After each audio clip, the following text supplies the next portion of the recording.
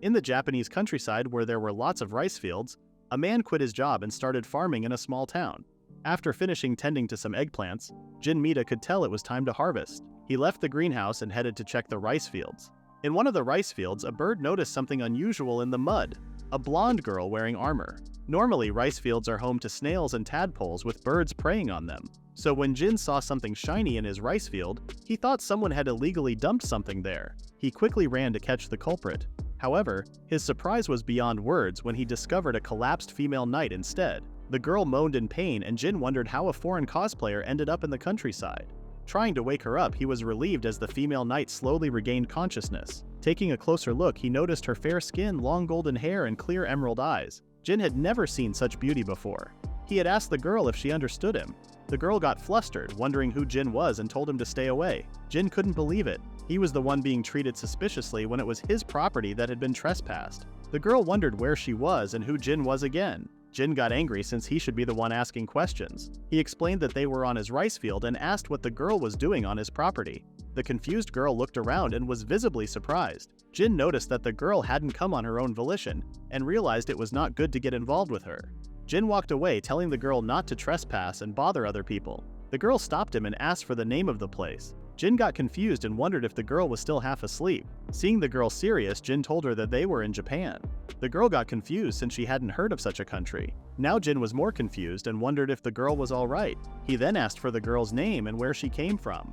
The girl introduced herself as Seraphim Stadfeld, the eldest daughter of the knight family serving the kingdom of Pahoria. Upon hearing her words, Jin became really confused. He had never heard such words before. Seraphim was shocked because their kingdom was a major power and even a farmer would know about it. Jin claimed he didn't, and he wondered if Seraphim was one of those cosplayers who were into role-playing just like in anime. Seraphim felt offended upon hearing unfamiliar words and couldn't believe a mere farmer dared to mock a knight. As Seraphim tried to unsheath her sword, she stopped and wobbled. She realized that due to the continuous subjugations, she hadn't been able to sleep lately. She slowly closed her eyes and fell unconscious. Leaving her under the blazing sun was a no-no, so Jin didn't have a choice but to do something. Seraphim woke up to a lovely scene surrounded by unfamiliar creature sounds, flowing water and rustling grass. Jin was carrying her, and when they reached a fancy Japanese house, he sighed in relief. Seraphim asked where they were, and Jin said it was his place. He told her to rest, but soon asked her to get off because her armor was too heavy. Jin then noticed how weighty the armor was, thinking it was just for cosplay. He marveled at Seraphim's strength as she effortlessly jumped over a tall wall, making him realize how impressive cosplayers are these days. Seraphim marveled at the size of the house Jin led her to. He urged her to go inside, and when she saw the interior, she was surprised that a farmer could own such a fancy house. Jin explained that it was just an ordinary house you could find anywhere. Despite her doubts, Seraphim entered, but Jin quickly cautioned her to remove her shoes and dirty armor. Now without her armor, Seraphim looked around, and Jin couldn't help but notice how much she resembled a foreign celebrity. Taking note of how wet she was, Jin suggested she take a bath, leaving Seraphim astonished. She couldn't believe a farmer's house would have a bath. Jin, slightly irritated, asserted that he was not poor and proceeded to fill the tub with hot water. Seraphim was impressed and asked about the magic tool on the wall, which turned out to be just a water heater according to Jin. She was surprised to find such advanced tools in a farmer's house, and even tried the nearby faucet, accidentally turning on the shower and getting her clothes wet. Jin scolded her for playing around, and Seraphim admitted she had never seen such things before. Jin was confused, assuming that even foreigners should know these basic things. Puzzled by Seraphim's reactions, Jin wondered about her previous life. He asked again, and Seraphim genuinely apologized, asking him to teach her. Jin couldn't believe someone was asking him to teach them how to take a bath. He realized Seraphim was not lying and offered to get her some clothes and a towel. Grateful, Seraphim asked Jin to call her Sarah and thanked him for his help. Seeing her expression, Jin blushed and decided to think things over later, as Sarah didn't seem like a bad person at all. Sarah looked around and took off her clothes. After undressing, she stepped into the bath and tried out the shower. Eventually, she got used to it and decided to take a dip in the bathtub. As she started to feel relaxed, a sudden drip of water caught her by surprise. It was then that she noticed the window and enjoyed the pleasant view. Meanwhile, Jin Mita, a 29-year-old man with no prior girlfriend experience, struggled to choose clothes for Sarah. The best option he had was his tracksuit. He delivered the tracksuit and a towel to the dressing room. Suddenly, Sarah came out from the bath, completely naked and defenseless. The two locked eyes until Sarah let out a loud scream. Jin quickly exited and apologized, explaining that he hadn't intended to peek. Sarah eventually calmed down and assured Jin that she knew he had no ill intentions. Jin was relieved and Sarah told him to forget about it. Jin then reminded her about the towel and clothes. Shortly after, Sarah showed up in the living room, catching Jin off guard. Jin then saw Sarah fresh out of the bath wearing his old clothes. Sarah thanked him for the comfy outfit. Jin was surprised to see the unfashionable tracksuit looking stylish on Sarah. Sarah sat across from Jin, and he noticed the melons in front of him. Trying not to make it obvious that he noticed them, Jin suggested they eat something. Sarah hesitated to refuse his offer, but then her stomach rumbled, embarrassing her. Deciding to cook, Jin found only leftover miso soup and marinated veggies. Adding some eggs, he started cooking. Sarah, hearing the sounds of his cooking, offered to help, but Jin insisted she relax as his guest. He assured her he was just making simple dishes, and soon the savory aroma filled the room. Jin plated the heated miso and finished cooking the rice. Sarah endured her growling stomach until Jin returned with various simple dishes, surprising her. She wondered if it was okay to eat such fancy food, but Jin explained it was just leftovers. Suddenly, Sarah's expression changed and she questioned whether she should use her hands to eat. Jin suggested chopsticks, realizing it might be challenging for a foreigner. He then got a knife and fork and Sarah thanked him. Jin wondered why Sarah, despite speaking Japanese, wasn't familiar with Japanese cuisine, finding her a mystery. Jin began eating and Sarah felt confused about Jin's words. He clarified that it was like a prayer to express gratitude for the food. Sarah was surprised to learn about this custom and followed suit. Jin was amazed by Sarah's beauty. When she asked about the white grain, Jin explained it was rice he had harvested from fields similar to where Sarah had collapsed. Initially curious, she took a spoonful of rice and found it delicious, much to Jin's joy. Jin suggested trying it with other dishes, and Sarah happily paired it with sautéed eggplant. Pleased with the combination, she continued enjoying the meal. Jin was happy to see her savoring the food. Sarah then tasted the miso soup and found it delightful, with Jin confirming her observation. The soup brought her comfort.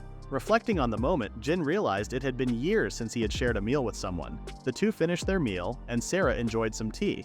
Then she realized something and asked for Jin's name. Jin introduced his full name, but Sarah misunderstood it as one whole name. Jin explained what his surname and given name were. Surprised, Sarah wondered if Jin was a noble, but Jin clarified that nobles don't exist in Japan and everyone has surnames. Sarah was confused. Jin then wondered how long Sarah would keep acting as a female knight. Sarah exclaimed that she was not pretending and was a real knight. However, Jin was distracted by a grain of rice stuck to her mouth. Sarah cleaned her face and Jin was unsure what to do.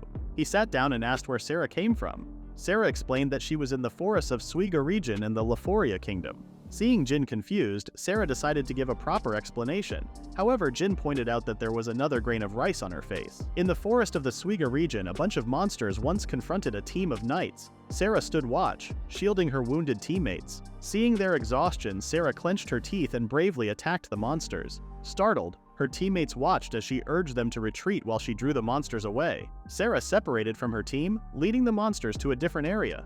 She fought tirelessly until she became weary.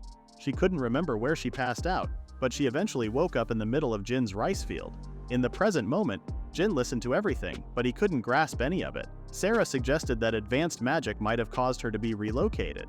Jin, however, was certain that Suig or Leforia wasn't real, but Sarah disagreed. Concerned for her squad mates, Sarah expressed worry.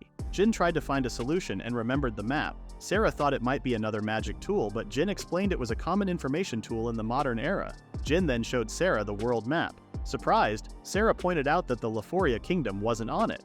Jin noticed her reaction and Sarah silently stood up, leaving Jin confused. Before leaving, Sarah thanked Jin for everything. Jin had tried to ask where she was going as Sarah put on her armor again. She said she was going back to her kingdom to meet up with her friends. Jin tried to stop her, but Sarah quickly jumped away. Jin was left speechless. Sarah said she wouldn't forget the favor and left in a hurry, leaving a cloud of dust behind like a charging bull. Jin was shocked because what Sarah did wasn't something normal for cosplayers anymore. Jin thought about Sarah's stories and decided to forget them since Sarah had already left. Jin then looked at the time and suddenly remembered that he needed to deliver the produce to a wholesaler. Jin had gone to his greenhouse to gather some produce. Despite finding Sarah's cosplay odd, he chose to push those thoughts aside. While harvesting, he noticed a cucumber that triggered thoughts of Sarah's sword, but he quickly reminded himself to forget about her. Later at dusk, Jin delivered his harvest to the wholesaler and headed home. During the drive, he realized that the day had left him more exhausted than usual. Planning to end the night with some beer, he had to abruptly stop his car to avoid hitting someone. Annoyed, he scolded the person, only to discover it was Sarah. Observing her blank and then sad expression, Jin parked and approached her. With tears in her eyes, Sarah noticed Jin. He inquired if she had found what she was looking for, and she revealed she couldn't locate the kingdom, earning surprised looks from others. Jin agreed, noting her unusual attire. Despite her earlier energy, he saw a lingering sadness in Sarah's expression. Recalling her earlier story, he pondered if Sarah might be from another world. Sarah, confused, prompted Jin to explain. He shared his difficulty believing her fantastical tale, but Sarah insisted she wasn't lying, her expression filled with sorrow. Convinced of her honesty, Jin speculated that she might truly come from another world, citing her lack of knowledge about the modern world as a compelling reason. Despite the incredulity of the idea, Sarah had been surprised and chuckled a bit, struggling to believe she had been thrown into another world. She understood that the place was very different from where she came from. She then thanked Jin for trusting her words. The two fell into an awkward silence until Jin suggested Sarah come to his house since it was getting late. Sarah agreed, and Jin drove home with Sarah sitting in the back. Luckily, the road wasn't bumpy, and the night drive continued while Sarah gazed at the night sky. Upon reaching home, Sarah calmed down and decided to sleep early. Jin noticed that Sarah was trying not to show her confusion. He admired how resilient she was. If it were him in her shoes, he would have burst into tears. Sometime after, Rin tried to bring hot water for Sarah but found her quietly crying in a corner. Sarah did her best not to make any noise as tears streamed down her face. Jin decided to give Sarah some space and left her alone for a while. Jin then went to the kitchen and decided to prepare something tasty for the next day. He suddenly remembered how much Sarah enjoyed the miso soup, finding it comforting. Jin marinated fish with koji salted soy sauce, another dish Sarah had liked earlier. Recalling how grateful Sarah had been, he acknowledged he couldn't make anything extravagant, so he decided to prepare a Japanese-style breakfast to recharge Sarah's life points. Morning arrived and Sarah awoke with her hair messy, realizing she'd unintentionally dozed off. Recollecting the events from the day before, anxiety crept in once more. Taking deep breaths, she reminded herself not to dwell on it. Opening the window, she was greeted by a beautiful sight that left her in awe. Just then, a delightful aroma reached her, making her stomach growl. Meanwhile, Jin was getting breakfast ready. Sarah appeared unexpectedly, catching him off guard. Jin realized it had been a while since someone greeted him in the morning. He directed Sarah on where to place the glass he had left near her room. Noticing Sarah's slightly cheerful demeanor, Jin couldn't help but smile. Together, they set the table, with Jin finishing up the rice. Miso soup and chopped green onions were added as garnish, completing the Japanese-style breakfast. Sarah's eyes widened as she looked at the breakfast. Jin was happy that his plan had worked to cheer up Sarah. They then ate, and Sarah began with a cherry tomato. She enjoyed the taste and even shared her thoughts. Sarah thought it was a fruit, but Jin corrected her, saying it was a vegetable. Sarah was surprised at how delicious vegetables could be. Jin explained that they were vegetables that couldn't be sold, but Sarah thought they looked great nonetheless. Next, Sarah tried the fish and found the smell pleasant. She had never tasted such fatty fish before. The rice was also something new to her and she enjoyed it a lot. Then she had the miso soup, which she found delicious and soothing. Sarah then mentioned she had never eaten a fish that didn't have a strong fish odor before. Jin explained it was salmon and wondered if they also ate fish in her world. Sarah explained they had a fish called a donko. It was common and cheap, but it had a muddy and persistent raw odor. Jin realized it must be unappetizing, judging by Sarah's expression. Just when Jin found the otherworldly fish interesting, Sarah groaned and wore a disgusted look. She was embarrassed that she couldn't eat salmon cleanly. Jin agreed, mentioning that it was challenging to eat fish with a fork. As a knight, Sarah felt ashamed of herself. Jin had asked for Sarah's plate, and with his chopsticks, he divided the salmon so she could eat it easily. However, Sarah wasn't focused on the fish, instead her attention was on Jin's chopsticks. Jin decided to teach her, starting with the gun finger hand position, which Sarah found strange. He then explained how to hold the chopsticks, and Sarah managed to learn. However, handling the fish proved challenging for her. Jin suggested practicing with cucumbers, and Sarah succeeded. Unfortunately, the cucumber didn't make it to her mouth and fell. Jin burst into laughter and Sarah began to pout. He reassured her, saying she'd improve with practice. Upon hearing Jin's encouragement, Sarah flinched and glanced outside. Realizing he had made a mistake, Jin apologized. He pondered if there was a way for Sarah to return to her original world since she didn't know how she ended up in this world. Sarah speculated that some magical power might have sent her, but she found no traces of magic in Jin's rice field. Jin realized that Sarah had been investigating on her own. Sarah had assured Jin not to worry, saying she had already made up her mind to live in his world. She insisted she was skilled in combat and could easily handle tasks like dealing with monsters such as orcs or goblins to make a living. Jin then explained to Sarah that there were no monsters on Earth, and Japan was one of the safest countries globally. He even mentioned that professions like being a knight didn't exist. Sarah was surprised and concerned about how she would manage to live alone. Despite the unexpected and disheartening news, Sarah decided to search for a job involving hard work or manual labor. Upon hearing this, Jin remembered how Sarah had displayed superhuman abilities the other day. However, he knew that in this world, someone without a family registry might face difficulties in finding a job. Jin could only picture Sarah working in the underground world, but he was worried because she was a girl. Sarah had thanked Jin for the breakfast and attempted to leave on her own. Jin couldn't believe she was rushing things too much. He tried to stop her, but Sarah had already planned to start her own night order, gather mages from Earth and find a way home. As Sarah left through the front door, Jin began to imagine her falling into the dark side. Suddenly, he had an idea. He asked Sarah to live with him. Sarah looked back with an expectant expression. Jin, realizing he sounded like he was proposing, was taken aback. Sarah approached him, questioning if it was really okay to stay with him. Jin, a bit flustered, mentioned that he couldn't offer a high salary and the work would be physically demanding. Sarah agreed as long as she had a place to stay and food to eat. Her face lit up with joy, and Jin realized he could use an extra pair of hands on his farm. He decided to hire Sarah, and the female knight was grateful. For some reason, Jin felt relieved, and that marked the beginning of his cohabitation with a female knight from another world. 3 days earlier, Sarah had her first day helping Jin with farming. However, Jin noticed that Sarah still had her sword with her. She seemed uneasy without it. Jin thought it wasn't a good idea, but Sarah felt comfortable having it. Jin decided to let it be, but reminded her about the Japanese law, which stated that blades longer than 6 centimeters should not be carried around. Sarah was curious about the length and compared it to a kitchen knife. As they worked, Sarah realized how peaceful and free of monsters the earth was. Jin then cautioned her not to casually draw her sword. Jin guided Sarah around until they reached the greenhouse. Inside, Sarah was impressed by the long and healthy eggplants.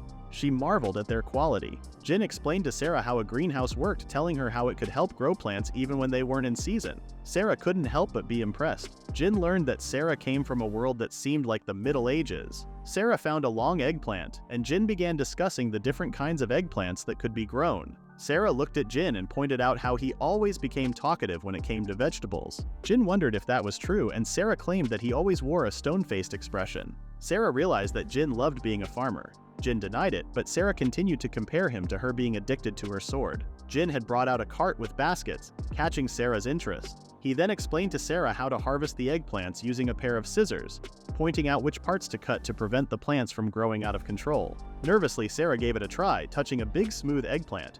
Following Jin's instructions, she snipped it off. Suddenly, Jin shouted, startling Sarah. Worried she had made a mistake, Sarah was almost teary-eyed. Jin reassured her, laughing and claiming it was fine, just his way of keeping things relaxed. This angered Sarah, and she started to unsheath her sword. In the end, Jin apologized. As the basket started to fill up, Sarah noticed Jin working really fast. Jin explained he had been doing the same thing for years. Determined, Sarah declared she could be just as fast as Jin. Jin, initially worried about living with a new female knight, couldn't help but have fun watching Sarah act clumsily. The eggplants had been harvested and neatly arranged in baskets, which deeply impressed Sarah. Wondering about the next steps, she asked Jin, who explained that they needed to sort the eggplants before sending them out. However, he suggested taking a break for lunch first. Back at home, Sarah eagerly anticipated what Jin would prepare. He decided to make tomato penne with eggplant and tuna. Excited to help, Sarah was handed a peeler by Jin, who casually taught her how to use it.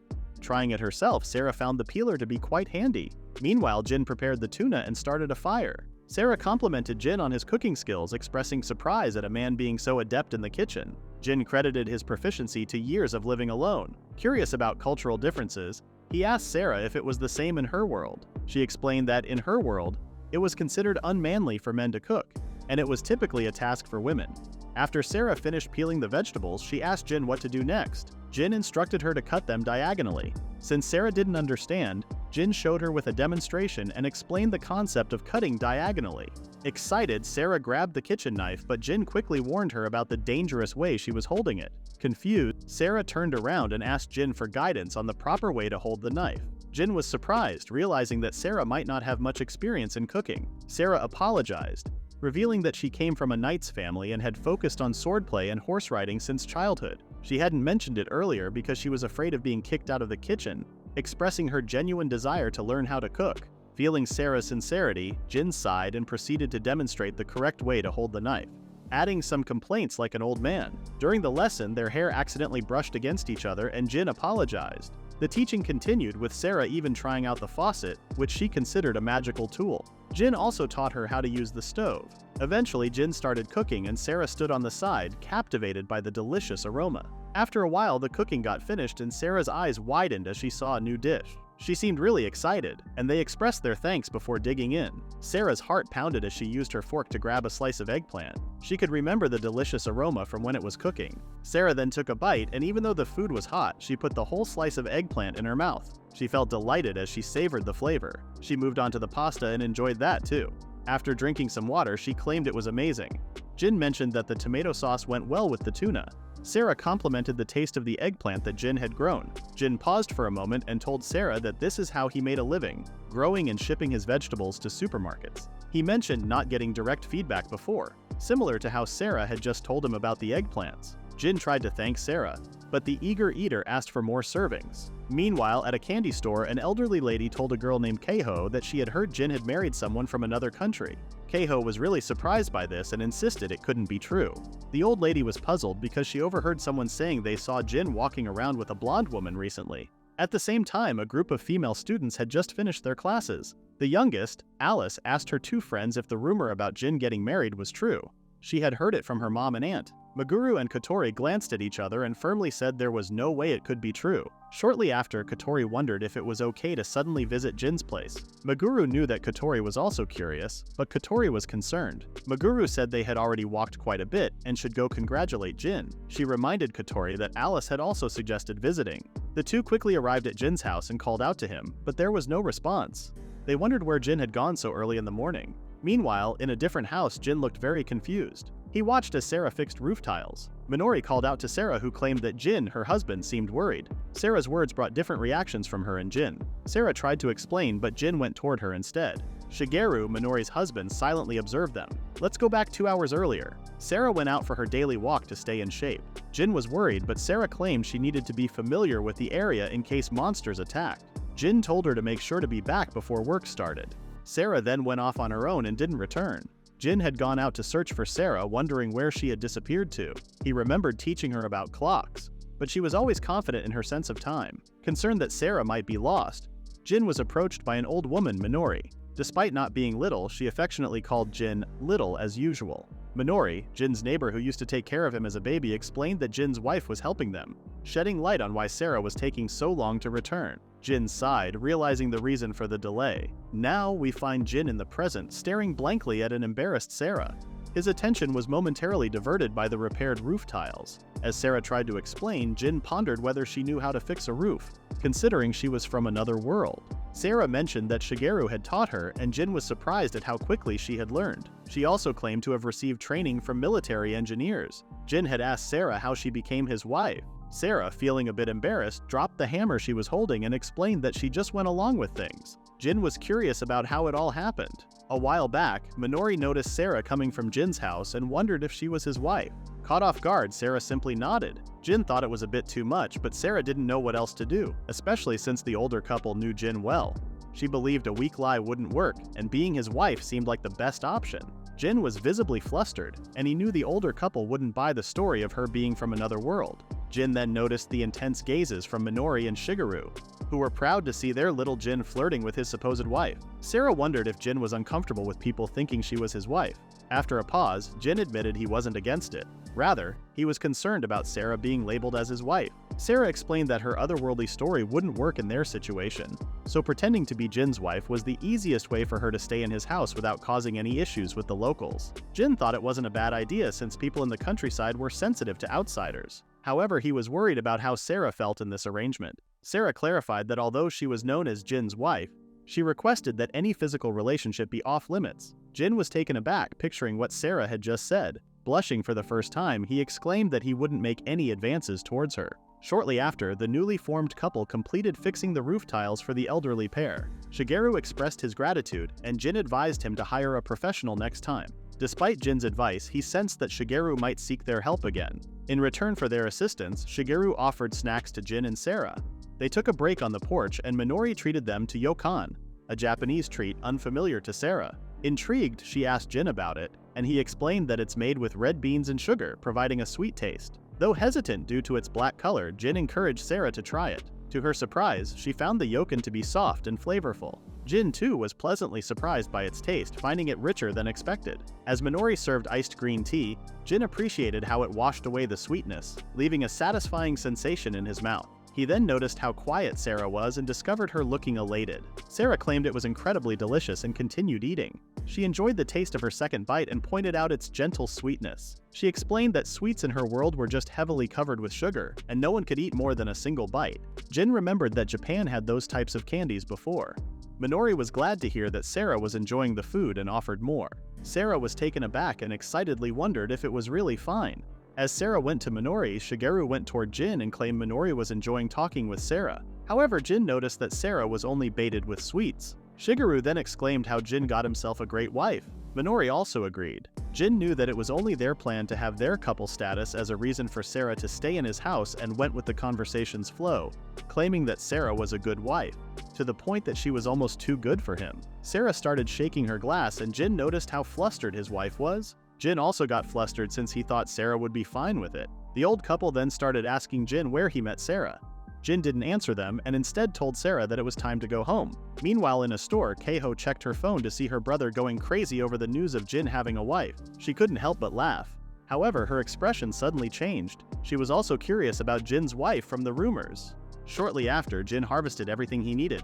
As he pondered moving the hefty baskets to the work table, Sarah offered to help. She effortlessly lifted the weighty baskets on her own, surprising Jin. It dawned on him that magic was truly extraordinary. Jin expressed gratitude to Sarah for completing the tasks sooner than expected. According to Sarah, Earth possessed magic that could only be refined through something known as a magical organ, enhancing her physical abilities. Jin began to wonder if he could use magic, but Sarah insisted it was impossible for him. She explained that Jin lacked the magical organ and the necessary training. This left Jin feeling disappointed because he had hoped to use magic for growing vegetables. Sarah, however, was relieved that Jin's only intention was to use magic for farming. Just then, someone shouted Jin's name, and Sarah wondered if it was an enemy attack. Jin recognized the voice and the living room door opened. A rowdy-looking man appeared and Jin was disappointed to see him. He asked the man to at least ring the doorbell. Jin's childhood friend Kaito came over after hearing about Jin's rumored wife. Jin couldn't believe the rumor had spread so far already. Kaito then grabbed Jin's shoulder and claimed that he thought Jin would be a bachelor for life. He said that assumption would make people around them curious. Sarah then came out of the kitchen and her brightness surprised Kaito. Jin introduced Kaito to Sarah, and Sarah cheerfully introduced herself. Kaito was in disbelief, seeing Jin pick up a beautiful wife out of nowhere. Jin claimed he picked her up from his rice field. Seeing Kaito's reaction, Sarah assumed that her identity was being doubted. Sarah then grabbed Jin's arm and exclaimed that they were passionately in love with each other. The two men were surprised, and Sarah whispered to Jin that she was only trying to convince Kaito. Despite feeling defeated, Kaito noticed Jin's relaxed expression. He smiled and wondered if it was best if he also did farming. Suddenly, a girl began calling for Kaito, upset that she had been left alone to manage the shop. Kaho paused when she noticed Sarah, expressing her amazement at seeing the blonde woman. Sarah then introduced herself, and after apologizing for her earlier rudeness, Kaho introduced herself as well. The two girls stared at each other and for some reason felt a connection. Kaito wondered if he could stay to learn more about Sarah, but Kaho reminded him to take care of his candy store. Sarah was curious about the candy store, and as Kaito explained, Keiho pulled Jin aside, claiming she had something to tell him. Jin, noticing Kaho's hesitant expression, wondered what was wrong. He assumed Kaho was suspicious of Sarah not being his real wife and tried to come up with an explanation. As Kaho pulled Jin closer and leaned in, he became nervous, thinking Kaho was onto something serious. However, Kaho surprised him by mentioning that Sarah wasn't wearing a bra under her clothes. It was a direct and unexpected from Kaho. Jin had confirmed it, and Kaho felt disgusted. She wondered if Jin had some unusual interest because he allowed Sarah to go without underwear.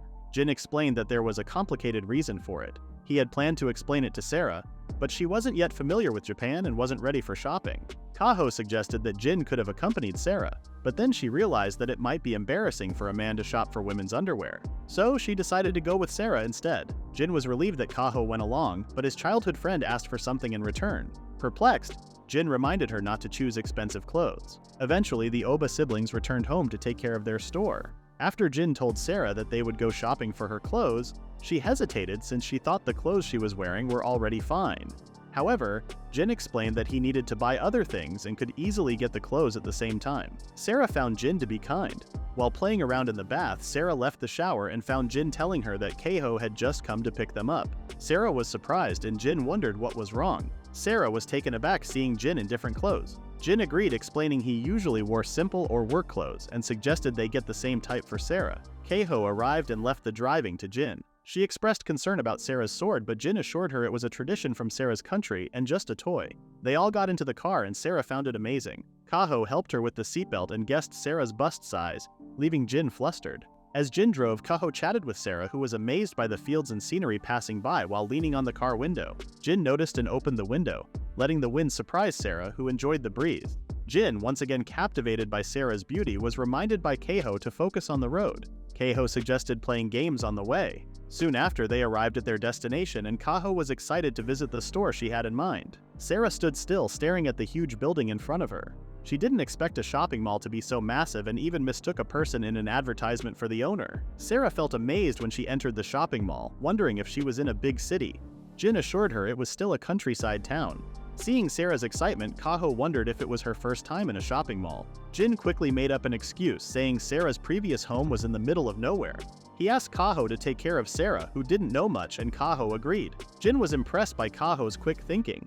As Sera marveled at the decorations, she even thought there might be mages on Earth and mistook Colonel Sanders' statue for a hero statue.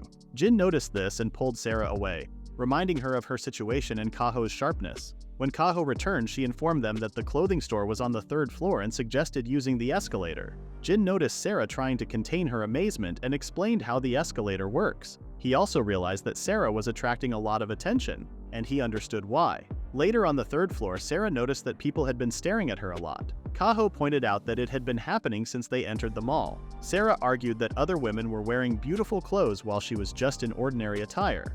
Keiho agreed, considering the tracksuit was meant for exercise, but then she realized that it was Sera's sword that was attracting attention.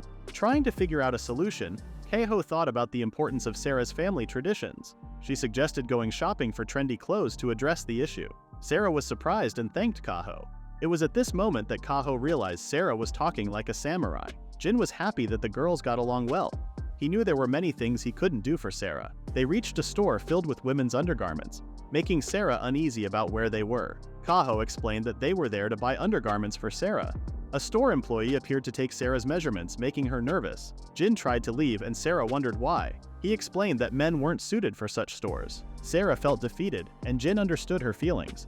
Keiho suggested Jin sit on a bench outside so Sera could see him. Jin hesitated, feeling like he might seem creepy.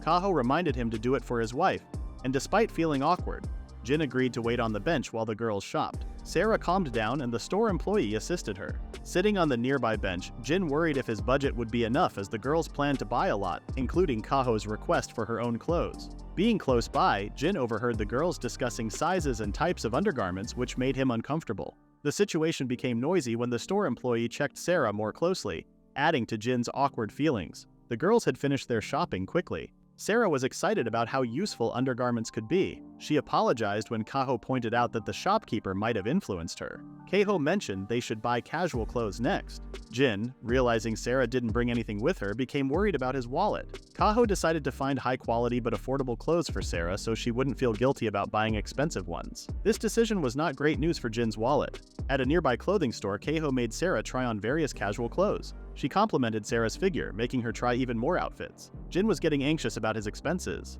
In the end, Sera only bought a few clothes, considering the burden on Jin. Keiho insisted it was only the bare minimum, though Jin saw 2 huge bags. Sera was already thinking about how to use her work pay to compensate Jin. Jin suggested buying necessities next, but Keiho reminded him about her share of the expenses. The trio then ventured into an expensive brand store.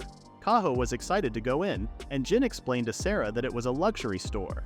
Sera realized the clothes there were unlike any she'd seen as a knight. She noticed a dress and remembered how she used to want one.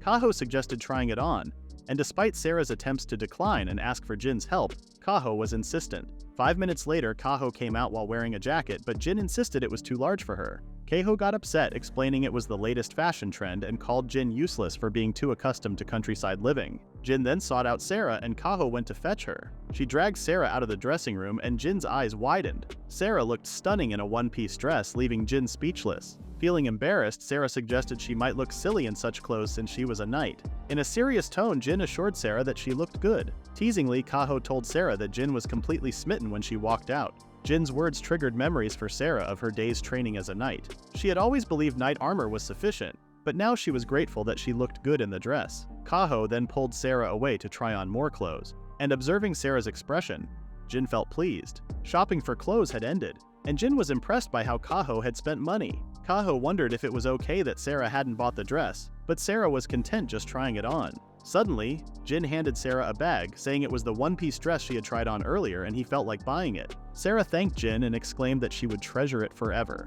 Jin was pleased. Kaho then suggested that Sarah ask for more clothes before declaring it would last forever. The three of them went to the supermarket and Kaho went alone to get some toiletries. Jin was worried because he knew Kaho was going to buy a lot, and she asked him to help later. Sarah wondered who Kaho was buying for, and Jin explained it was for the elderly in their town. Sarah was impressed with how thoughtful Kaho was towards others. As the couple explored the supermarket, Sarah noticed some familiar eggplants. Jin mentioned that his vegetables were being sold there. Sarah was amazed to see the vegetables she knew from Jin's farm in such a big market.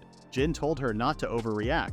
Just then, a mother was delighted to find that eggplants from Mita farm had been restocked. Sarah was impressed. Even though there were many farms in the area, the fact that Jin's vegetables were in the supermarket meant they were delicious. Jin wondered if that was true, and Sarah encouraged him to be more proud. Jin still wasn't used to Sarah being direct with her words. Sarah decided to buy the sealed eggplants they had harvested. Shortly after, Kaho met up with the couple and exclaimed about her hunger.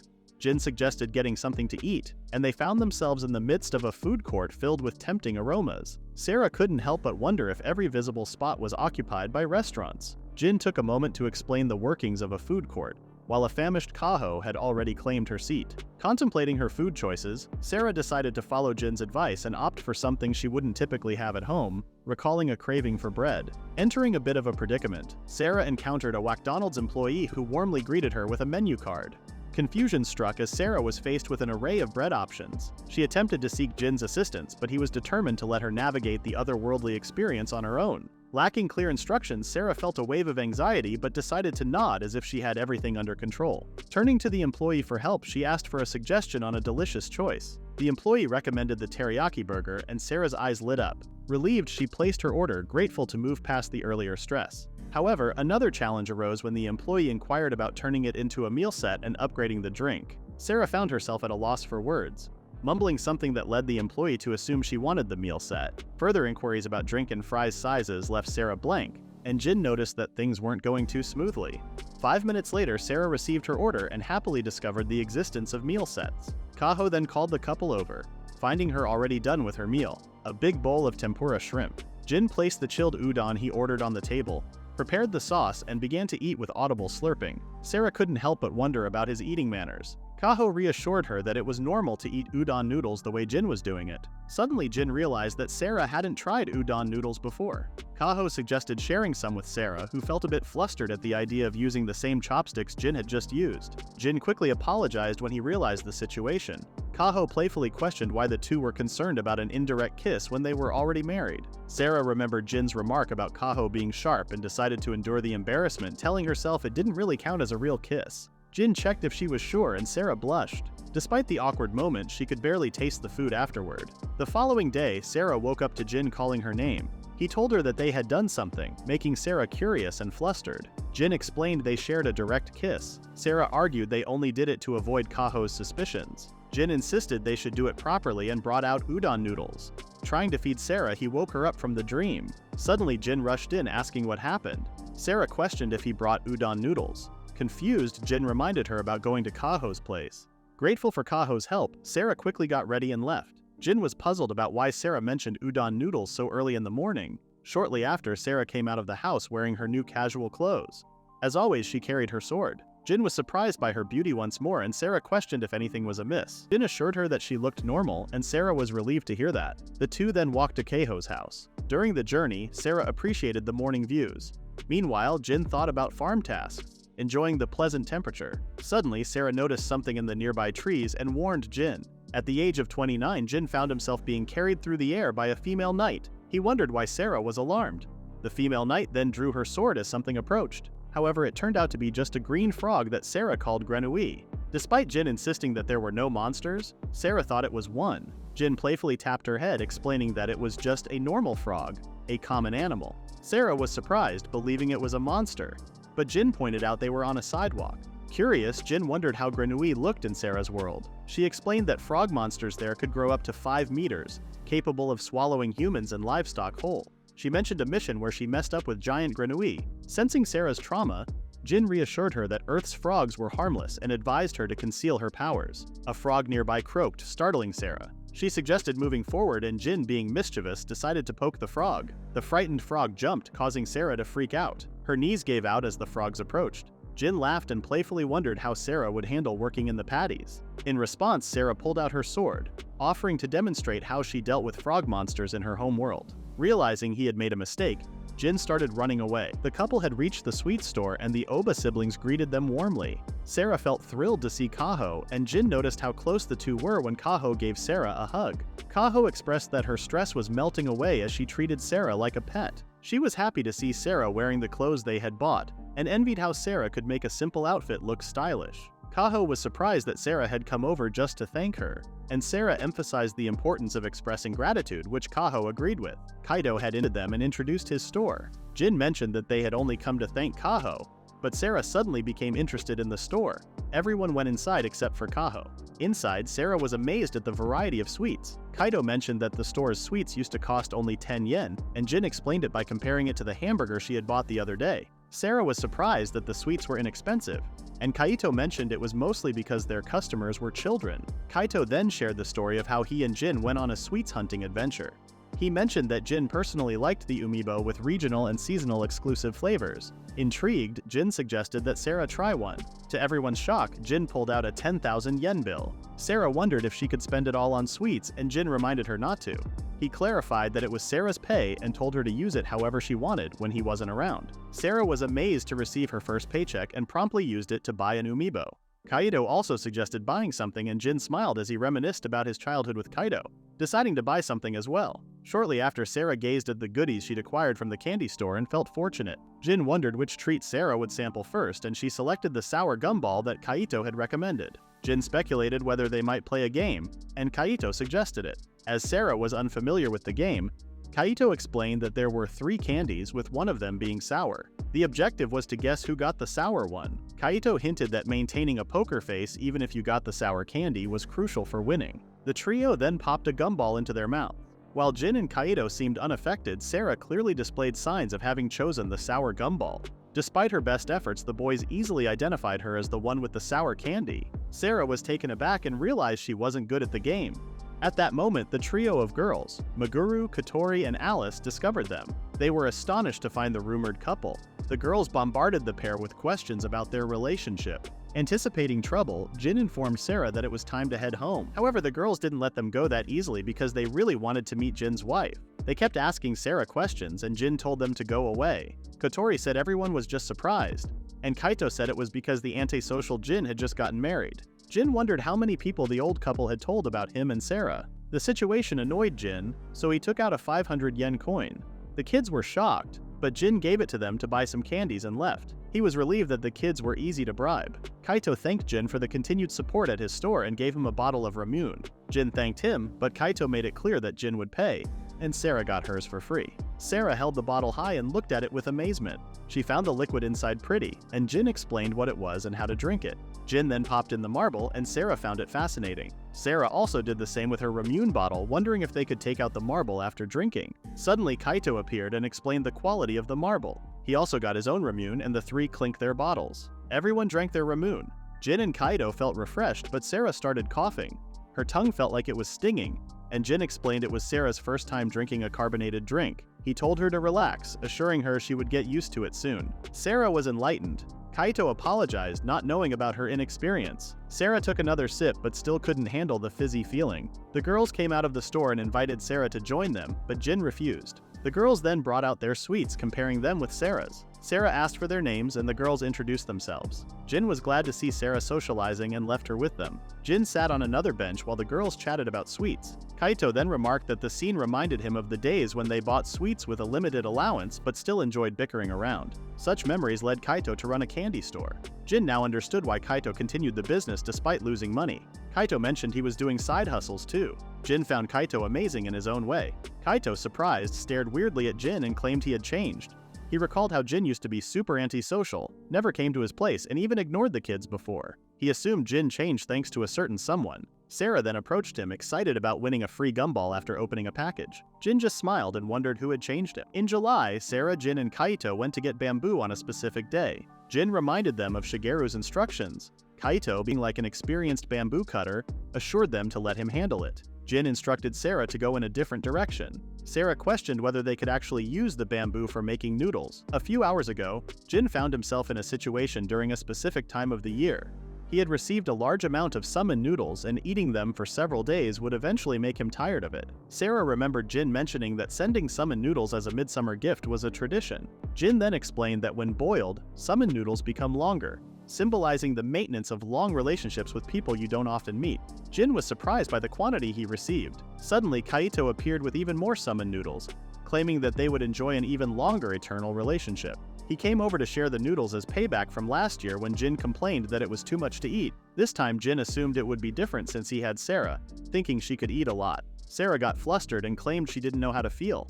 Nonetheless, she wanted to try summon noodles for the first time.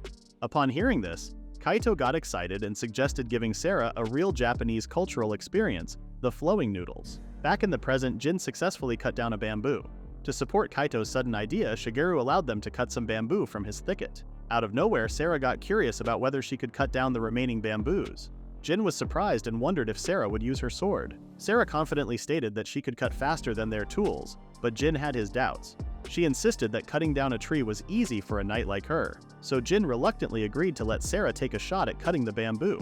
Sarah unsheathed her sword and took a serious stance, shocking Jin with her focused expression.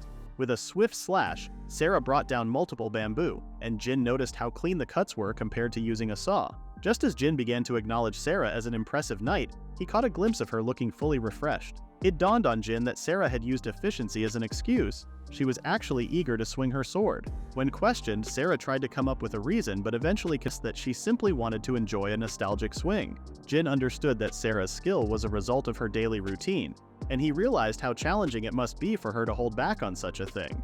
At that moment, Kaito came running over when he heard loud thuds. He was amazed to see that they had met their quota and proposed taking everything back. Sarah volunteered to carry the bamboo to the car. Kaito thought it might be tough for Sarah, but she effortlessly handled everything, leaving Kaito in shock. Jin advised Kaito not to overthink things. The trio soon reached Minori and Shigeru's place. Shigeru expressed gratitude and suggested preparing the flowing noodles. Kaito eagerly brought out more tools, surprising Sarah since the tools didn't seem like typical cooking utensils. Wondering if they were meant for something unusual, Jin and Kaito exchanged glances, emitting a threatening vibe. They wondered if Sarah could keep up, causing the female knight to feel concerned.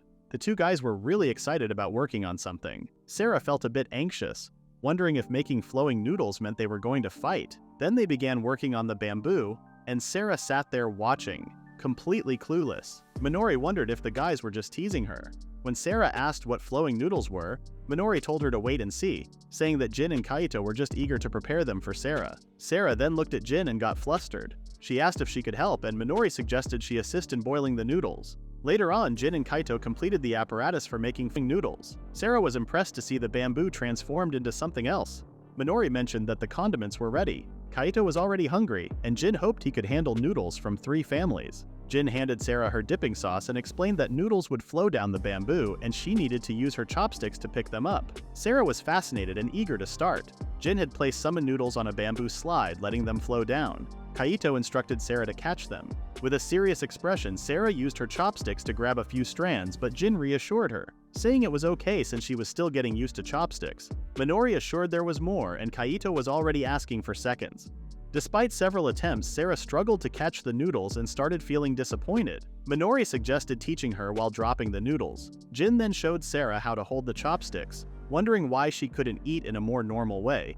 Jin encouraged her to try again, mentioning that this activity was a summer tradition in Japan. Minori dropped the noodles. Jin guided Sarah on the timing, and this time Sarah successfully picked up the somen noodles. She looked at them, dipped them in sauce, slurped them, and exclaimed how delicious they were. Sarah was happy to have finally succeeded, appreciating not only the taste but also the overall experience. She thanked Jin with a smile, and despite his usual stone-faced expression, Jin seemed pleased. Kaito reminded Jin to eat while Sarah confidently showcased her newfound skills. Eventually, the trio turned the noodle-eating activity into a friendly competition. Shortly after, the couple got ready to harvest tomatoes. Jin told Sarah to pick the tomatoes by hand and trim the overgrown stems with scissors. Sarah happily agreed, leaving Jin curious about her joy in just picking tomatoes. Out of the blue, Sarah screamed and Jin hurried over. Sarah, holding a green tomato, worried that it was sick, assuming it should be red. Jin reassured her, suggesting they deliver the green tomatoes as they would ripen during the journey. He explained that some fruits and veggies mature after picking and mentioned the importance of timing. In the current hot season, tomatoes would ripen quickly, so picking them while green was a good idea. Relieved that the tomatoes weren't sick, Sarah felt glad, and Jin questioned if she was ready for the challenge. Sarah had started picking the tomatoes and imagined them being lined up in the market. As she picked, she noticed a red tomato and excitedly told Jin. Jin said they wouldn't sell it, they could either put it in the honesty box or eat it themselves. Sarah couldn't resist staring at the red tomato. It looked so ripe and tempting. Despite her eagerness to eat it, Jin reminded her to finish working first. It didn't take them long to finish harvesting, and Jin noticed Sarah's excitement to try the tomatoes. Sarah handed Jin another ripe tomato she had picked, and they cooled it down with water. Once it was chilled, the couple found a spot with a cooler breeze, sat under a tree shade, and bit into the delicious tomato. Sarah exclaimed about how great it tasted, finding it sweet and enjoyable. The couple remained quiet until Sarah mentioned how tasty the tomatoes were, even better than usual. Jin explained that it wasn't common to have the opportunity to eat freshly picked produce, something unique to the countryside. Sarah now understood why they tasted so good. After finishing their tomatoes, Sarah expressed her desire for more. Jin complained that she had already eaten 4, but Sarah argued that it was better than leaving them on the vines. Jin agreed, acknowledging that leaving too many fruits could harm the plant. He sighed, promising to do better next year. Sarah smiled, appreciating farmers like Jin who make it possible for people to enjoy vegetables they often take for granted. She had initially thought of them as trivial, but her perspective changed after being at Jin's place. She hoped to witness the joy on people's faces as they enjoyed Jin's vegetables. Jin, taken aback, wore a sad expression. Although he had seen Sarah's cheerful face many times, her words touched him. Sarah broke the silence by wondering when their kids, referring to the tomatoes, would make their debut in the supermarket. The time for delivering the tomatoes arrived, and Sarah was curious to see how they were brought in. On the journey, she pondered about the agriculture co-op. Jin explained it as a place where small farmers could sell their crops, borrow tools, or share information. Sarah likened it to an adventurer's guild and wondered if she needed to greet a guildmaster. Jin clarified that there was no such person, and the delivery went well in the end. On the way back, Jin decided to make a stop. The couple ended up at a nearby supermarket, and Sarah eagerly explored the surroundings. Unsure of what to buy, Sarah asked Jin for suggestions, but he reminded her they still had ripe tomatoes. Curious about what Sarah wanted to eat, Jin asked, and she bashfully replied that anything he cooked was delicious. Being unfamiliar with Earth's food, Sarah left the choice to Jin, a response that many boyfriends find challenging. "Oh, I apologize. I assume you viewers don't have girlfriends, so you might not relate." Sarah questioned if that was the case, and Jin explained the difficulty lies in deciding what to make. Sarah remembered her mother saying something similar in her homeworld but felt uneasy making demands. Jin assured her that the one preparing the food just wanted to hear it tasted good. Sarah felt enlightened once again and wondered if that had really been the case. As she tried to think of something to eat, Jin insisted he just wanted to shop in a practical way. Sarah was surprised, and Jin chuckled. He asked once more what she wanted, and Sarah pondered if tomatoes could be turned into soup. She also fancied some cheese. Hearing Sarah's specific preferences, Jin decided to make chicken tomato soup and stuffed tomatoes. He assured Sarah to look forward to it. Jin swiftly purchased what he needed for dinner. While doing so, he noticed Sarah stuck on something. Sarah mentioned she had a tough time choosing from various types of chocolates. In the end, she opted for all of them, and Jin suggested she should just pick 1 or 2. Sarah seemed disappointed, like a child whose dreams were dashed. The couple continued buying essentials. Suddenly, Sarah spotted some discounted eggs, and Jin agreed to purchase them. Sarah's cheerful demeanor brought a smile to Jin's face once again. All of a sudden, a couple of women spotted them and remembered going shopping with their husbands back when they were newlyweds. They then realized it was Jin and politely excused themselves to avoid disturbing the couple on their honeymoon. Sarah returned with the eggs and noticed that Jin seemed quite red. Jin insisted it was nothing, and they proceeded to examine the items they had purchased. On the way back, Jin asked what Sarah had gotten in the end. Sarah showed the cube chocolate she had bought. She found the case attractive and cute. Then she unwrapped 1 cube chocolate and ate it, surprised by how sweet it was. Sarah offered some to Jin, but he claimed he was driving, saying he would have some once the traffic light turned red. Just then, Sarah suggested feeding Jin herself. Jin's eyes widened, and it felt like the world stopped for a moment. However, he noticed the traffic light and stopped. He exclaimed about how sweet the chocolate was, mentioning it had been a long time for him. Then he noticed Sarah looking red and embarrassed. Jin told her she shouldn't have done it if she would feel embarrassed afterward.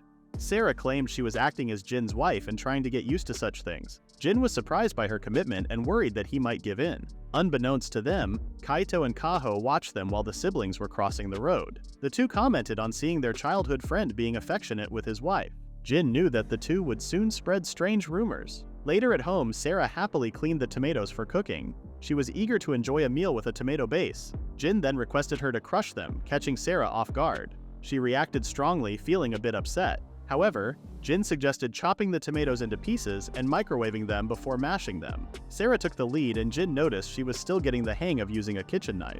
After chopping the tomatoes, Jin microwaved them. Meanwhile, they moved on to preparing other ingredients like chicken and onions. Sarah eventually crushed the tomatoes and Jin assured her they would taste even better later. He poured the crushed tomatoes onto the stir-fried chicken and onions. While thinking about the other ingredients, Sarah surprised Jin by handing him the salt. He wondered if she had some kind of mind-reading magic, but Sarah explained she just understood from watching Jin cook many times. Jin was amazed. He then asked Sarah to keep an eye on and stir the tomato stew. As Jin watched Sarah, she looked like a wife cooking for her husband. Jin realized it had been a long time. The next step was making the farcies, and Jin asked Sarah to knead the stuffing. Despite appearing concerned, Sarah kneaded the mixture and found it enjoyable. Jin wondered if cooking was always this much fun. The couple had set the table and placed the cooked chicken tomato stew and tomato farcies on it. Sarah found it interesting that the tomatoes served as the plates for the farcies' dressings. However, she was more excited to see the melting cheese on top. Jin also cooked stir-fried tomatoes and eggs and marinated them. However, Sarah was most excited about the main dish bread. Sarah was eager to eat, but Jin realized they had made too much. He didn't notice that he enjoyed cooking with Sarah so much that they ended up with a lot of food. Sarah was confident that they could finish everything, but Jin was worried. Despite Jin's concern, they both gave thanks for the food. Sarah started with the tomato stew and found the soup delicious. While the taste lingered in her mouth, she picked up a piece of bread and enjoyed it. Next, Sarah tried the farcies and also relished their delicious taste. The night continued as the food slowly disappeared from the table. Sarah couldn't even pause her hands as she kept eating. Meanwhile, Jin drank a glass of water and exclaimed how full he was. He watched Sarah enjoy their dinner and advised her not to force herself to eat everything. It was okay to leave leftovers. Sarah claimed she was just too hungry and hadn't tasted the food properly yet. However, now she could focus on savoring the flavors better and insisted she wouldn't stop anytime soon. She planned to eat everything, but Jin doubted it and wondered where Sarah was putting all the food. He even jokingly wondered if Sarah was using magic. Another morning arrived and Sarah washed her face before putting on the hair clips Kaho had given her. She marveled at the useful things Earth had. Suddenly, she spotted something new, a digital weighing scale. Jin was enjoying pickled vegetables when Sarah interrupted her, curious about the mysterious tool. Wondering if it was some kind of magical device, Sarah asked Jin for an explanation. Jin instructed her to step onto the scale to understand how it worked. As Sarah observed the numbers, Jin revealed that it displayed her weight. Sarah panicked and playfully scolded Jin, accusing her of crossing a line since she was still unmarried. After a brief apology, Jin narrowly avoided Sarah's wrath, who jokingly threatened him. Sarah dubbed the weighing scale a wicked tool, but Jin insisted it was for monitoring one's health. Jin had a realization and asked Sarah if she noticed any changes since she arrived on Earth. Sarah, realizing something herself, was hesitant but eventually admitted that she had gained weight. An awkward silence followed. Jin, Minori, and Kaito were blamed for the delicious food and sweets they provided. Jin acknowledged that they all contributed to Sarah's happiness through food, but suggested reducing her intake. He proposed skipping candy and preparing smaller meals. Sarah, torn between enjoying tasty food and wanting to lose weight, cried at the thought of giving up delicious things. Jin then suggested exercise, but Sarah assumed it would involve sword training, which Jin rejected due to legal and privacy concerns. Jin, however, came up with an idea. He remembered a private property he owned in the mountains, offering Sarah a chance to swing her sword freely. After a drive, they reached the mountain, and Sarah in her armor was excited to find ample space for training. She was uncertain if the place truly belonged to Jin, but was ready to make the most of it. Sarah had wondered whether Jin used to be an aristocrat because he owned a mountain. Jin had insisted it was common for people to own a piece of land or two. He surprised Sarah by asserting that the general area around was all his. According to him, there shouldn't be any issue with Sarah practicing her sword skills there. Sarah started to look excited while holding her sword, and Jin encouraged her to continue. Jin playfully compared Sarah to a dog eagerly awaiting its master's orders. He questioned whether wearing armor was necessary, and Sarah argued that it improved her training results. She unsheathed her sword and her demeanor shifted. This surprised Jin, as it revealed another side to Sarah's range of expressions since she arrived on Earth. Despite this, Sarah found comfort in wielding her sword.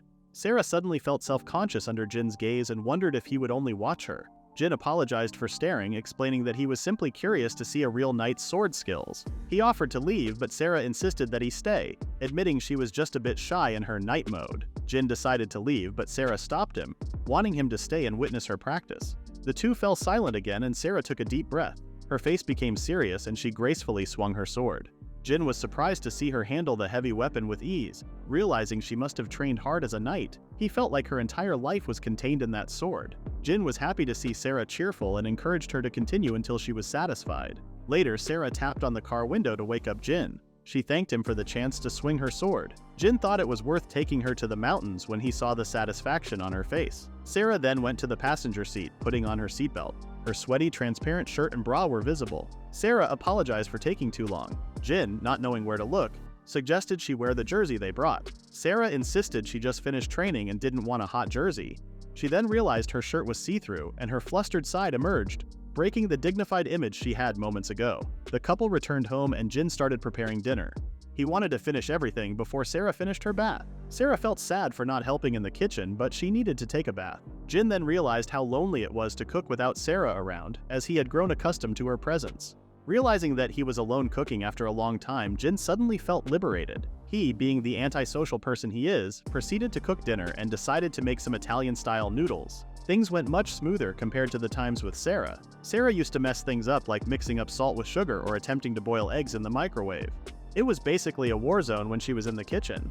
Those times were really chaotic with Sarah around. However, Jin suddenly felt lonely and he quickly snapped himself out of it. He continued cooking but noticed that the salt was missing. When he tried to call for Sarah, she was nowhere to be found. Jin suddenly felt embarrassed and realized that he had taken Sarah for granted. Suddenly, Sarah came over after taking a bath. Jin, with his usual stone face, told Sarah that everything was done. Sarah then helped him bring the food to the table and was surprised to see a fried tomato salad layered with cheese. Jin explained what it was.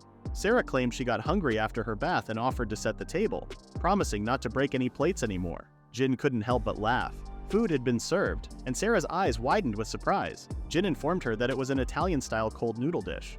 Initially, Sarah thought it was summon, but Jin clarified that it was different. Sarah noticed it was thicker, and Jin explained that summon noodles were thinner but of higher quality.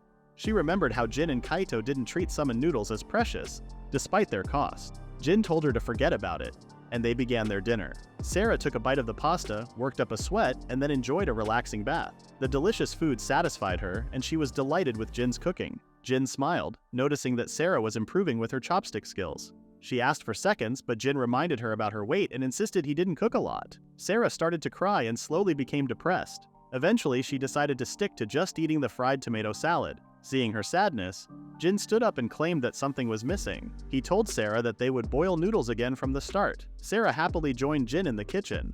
A few days later, Sarah had gained weight. Jin worked on the farm, pulling out weeds in the greenhouse. Checking on Sarah, who was working hard in a world that wasn't hers, Jin heard some chattering outside.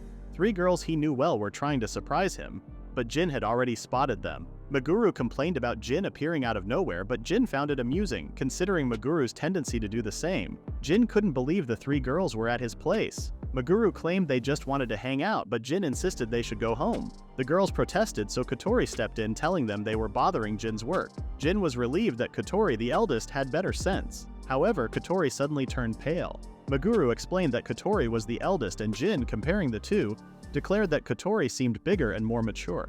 This made Kotori, who had a complex about her size, feel dizzy. Alice blamed Jin for lacking delicacy. Meguru complained that Jin didn't even know their names. Shocked, the girls couldn't believe it since they had known Jin since they were small. Jin admitted he only waved at them and never bothered to learn their names. Kotori went into shock again, and Meguru and Alice continued protesting to Jin. Suddenly, Sarah emerged due to the commotion, recalling the names of the 3 girls. They explained they came to hang out, and Sarah was pleased to see them. The 3 girls were amazed and concluded that Jin wasn't worthy of Sarah. Confused, Sarah asked Jin what happened, and he confessed he didn't know the girls' names. Sarah was surprised, having met them at the candy store earlier. Jin insisted it was only an hour, but Sarah argued that it was normal to remember names, unlike someone asocial like Jin. Alice sensed a lover's quarrel between them. Meguru decided to formally introduce herself, but Jin interrupted her. Kotori went next, and Jin couldn't believe she was younger than Meguru. Alice, being half foreigner, introduced herself and explained her silver hair. Jin referred to them by their family names. Meguru protested, but Jin insisted on not using their first names. Meguru invited Sarah to play, but she declined, still working. Meguru cried and asked Jin to do something. Realizing Sera had been working since arriving on Earth, Jin decided to weed the garden himself. As he tried to get Sera to leave, Meguru offered to help weed to finish the work faster. Afterward, Sera agreed to hang out with them. Jin smiled and asked the girls for their assistance. Sera questioned if it was okay, and Jin told the girls to do their best. It didn't take them long to finish weeding, and the greenhouse became clean. Sera expressed her gratitude to the girls for their help. Jin just smiled at them. Sera then thanked Jin for letting her hang out with the girls. She asked Jin for more work later, but he reassured her, emphasizing the importance of making friends. Sera was touched. The girls playfully protested that Jin was only nice to his wife. Jin then wondered about the girls' plans. Meguru reminded him that they were deep in the countryside with not much to do. Kotori asked Sera if she wanted to do something. Sera, being new to the area, expressed her interest in knowing some places to visit. She asked the girls to guide her to their favorite spots. Touched by her request, the girls happily agreed and told Sera to follow them. Meguru had announced that they would go first to her favorite place. Alice told her to save it for last since it was far. Meguru was shocked that Alice knew, and Jin realized that the girls might have messed up their introductions in age and grade level. Alice then grabbed Sera's hand and guided them to her favorite spot. The group walked past the fields and later arrived at the nearby canals. Alice claimed it was her favorite spot, making everyone confused. Sera wondered what Alice liked about the canals. Alice then pointed out that there were crayfish, snails, and fishes in the water. Sera was shocked to see small animals living there. Meguru was surprised to see a lot of species. Alice claimed it was fun watching them. Sera thanked Alice for showing her such a place. Alice claimed watching the flowing water helped her calm down. Jin only knew elderly people saying those words. He could see the other girls were not fit for it. Jin then noticed a frog, and Sera freaked out a bit. Kotori was the next to guide them around, and Jin started to wonder why they were in the residential area. Soon Kotori discovered something interesting. A group of cats lounging near a bench. Sera was taken aback. Kotori explained that these cats gathered there and seemed quite clever. Jin noticed Sera behind him and pondered if she had issues with cats.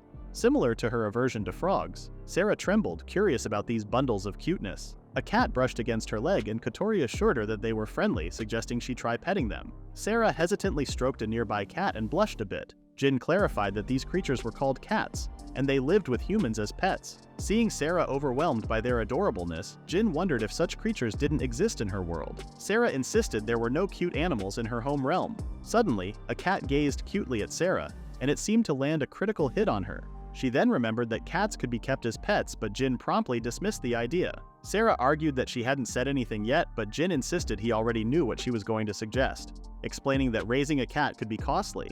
Out of the blue, the cats stood surrounding Jin. The girls were puzzled, wondering if Jin emitted some kind of pheromone or charm that attracted cats. It had been a while since they entered the cat's territory, and Sera struggled to leave.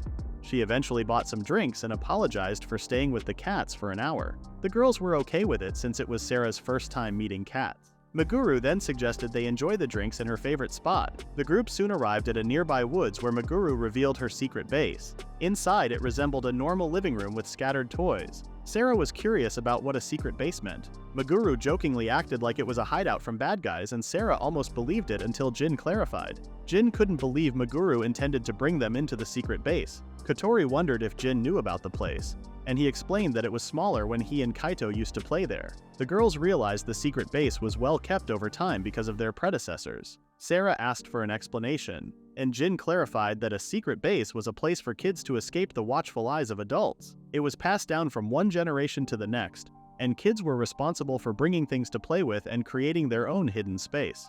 Sera was enlightened and wondered if the place was essentially filled with everyone's memories. Suddenly, Sera noticed something and started giggling. She found some writing on the wall that exclaimed that Jin and Kaito would defeat the foes of evil. Jin tried to destroy it, but Sera stopped her, claiming that such dark history should be buried. Sera then noticed some wooden sticks and wondered what their use was. Meguru explained that they used them as pretend swords and clashed together. Sera got interested. The girls just realized that Sera was carrying a sword around and wondered if she was great with it. Sera claimed she spent a lot of time on it. Jin noticed how Sera low-key flexed herself. Meguru then suggested showing some moves. Sera seriously claimed that she could not unsheath her sword on a whim. The girls found Sera cool all of a sudden.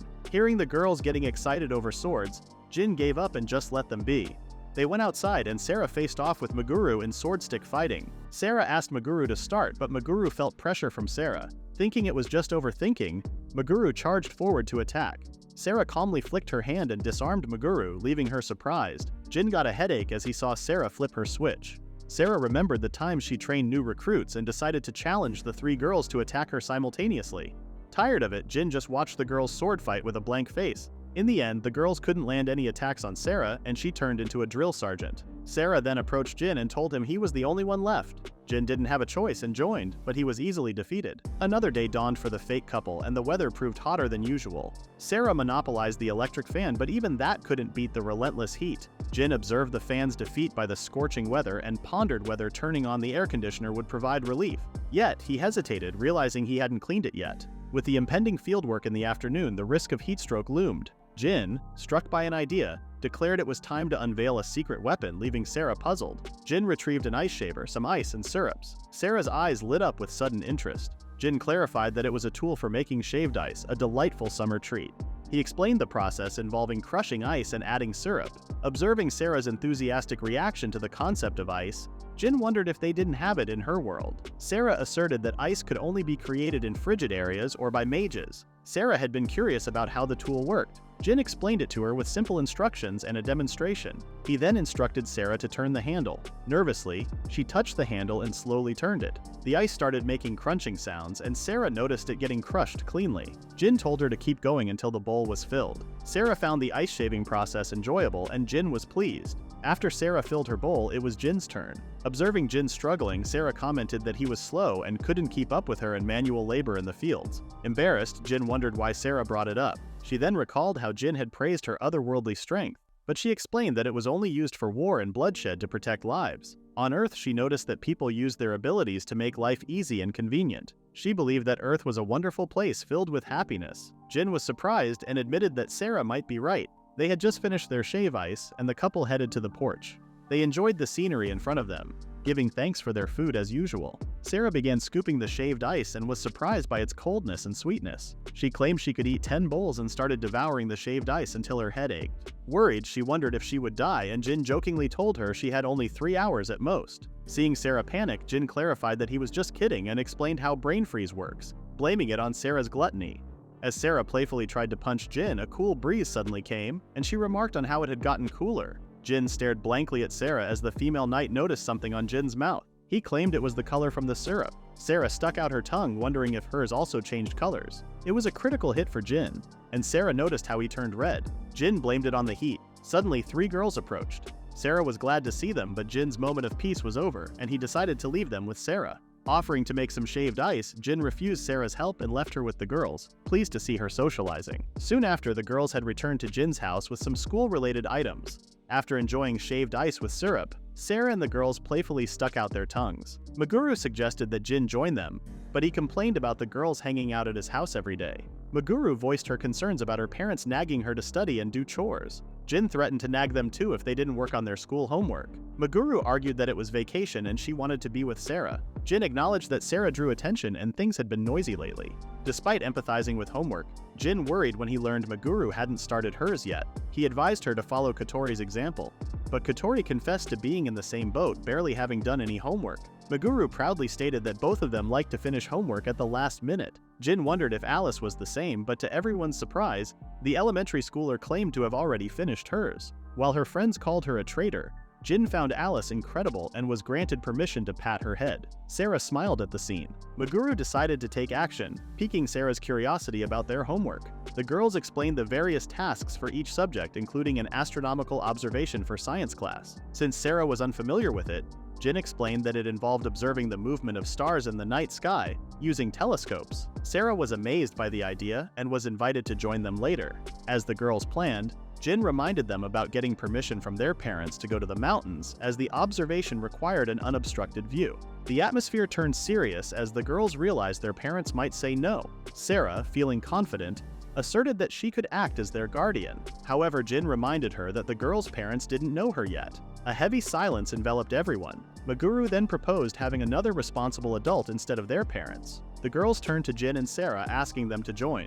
Jin, anticipating this, agreed and decided to bring Kaito along. However, he advised them to first seek their parents' approval. The girls went home, got the necessary approvals, and returned. Kaito later arrived in his car. He drove them to a viewing platform he and Jin had visited before. Sarah expressed her excitement, and Jin couldn't help but smile. They reached the platform, and the girls marveled at the clear night sky. Sarah looked up at the night sky, marveling at its beauty. She couldn't help but express how amazing the sight was. The girls joined in, noting how clear it appeared without any artificial lights nearby. Jin then reminded them about their homework.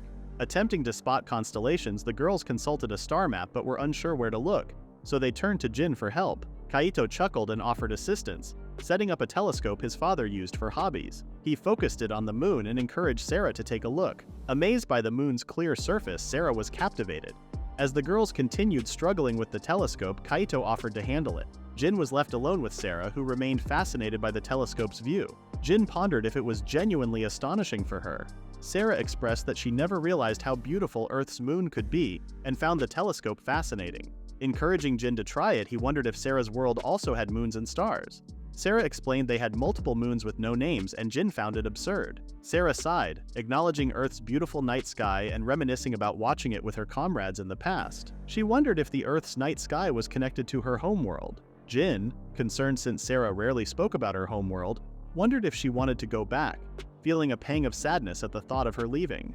Despite finding human relationships troublesome, he realized he had adapted to Sarah being part of his life. Catching Jin staring at her, Sarah blushed intensely. Suddenly, Meguru appeared, urging them to eat snacks, oblivious to the tension. Jin inquired about their homework, and Meguru assured him it was done.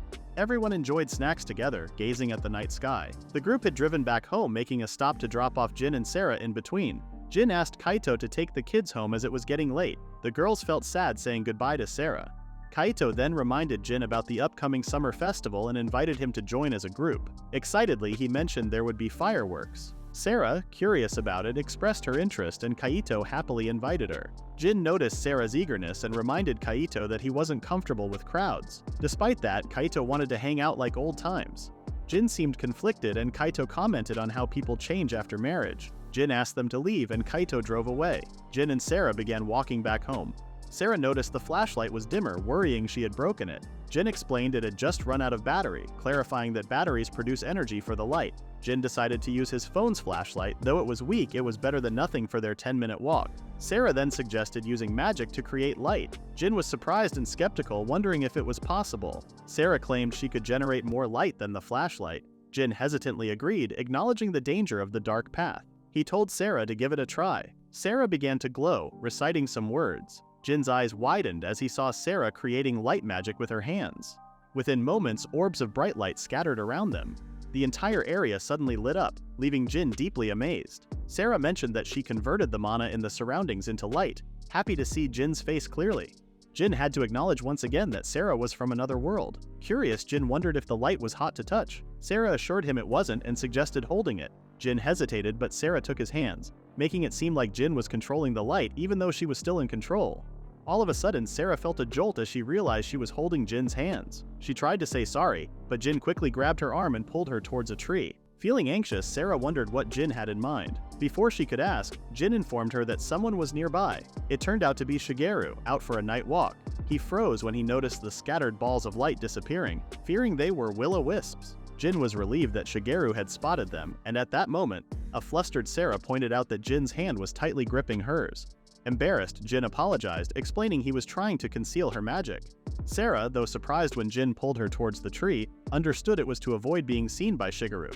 Feeling a bit awkward, Jin thought he might have acted inappropriately. Suddenly, they overheard Shigeru telling Minori about the will-o-wisps, but Minori dismissed it as imagination. Jin and Sarah decided to leave the area. Later on, Shigeru shared his experience with the neighbors, and Kaho mentioned the old man was now too scared to take the same road. Wondering why Kaho showed up, she explained she came for Sarah, having heard about their summer festival plans. According to Kaho, it wouldn't be complete without something specific for Sarah. When the summer festival arrived, there were numerous food stalls, and a blonde person in a kimono strolled through the streets. Meguri, Kotori, and Alice had arrived while Kaito ushered them in. They were curious if Jin and Sarah were running late. Just then, they overheard people talking about someone resembling a model.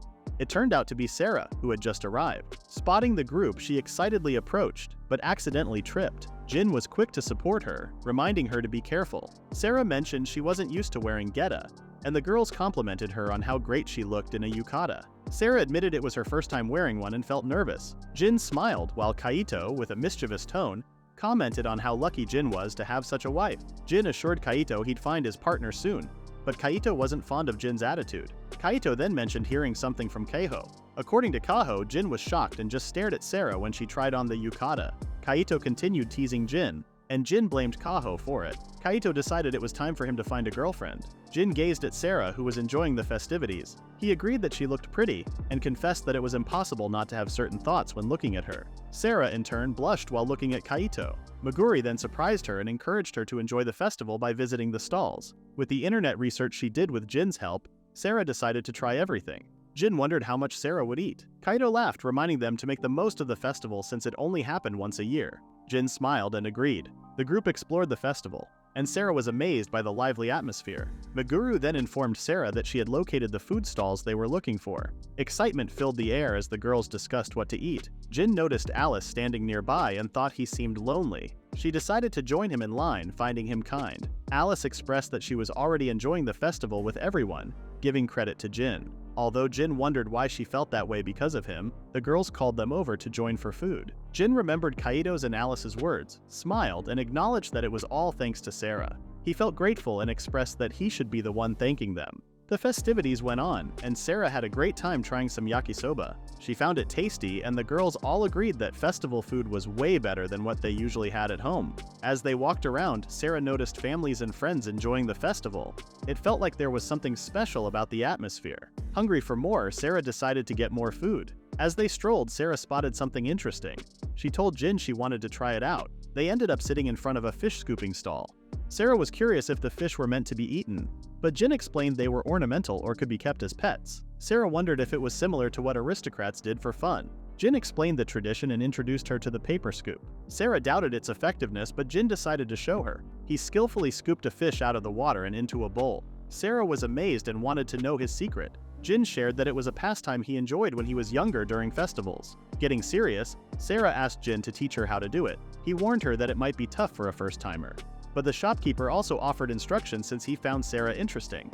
While Jin silently watched, he was glad to see Sera having fun as always. After Jin gave her some instructions, Sera decided to go for it and became serious. She felt determined. The shopkeeper sensed a change in her attitude. Sera found the right moment and went for the scoop.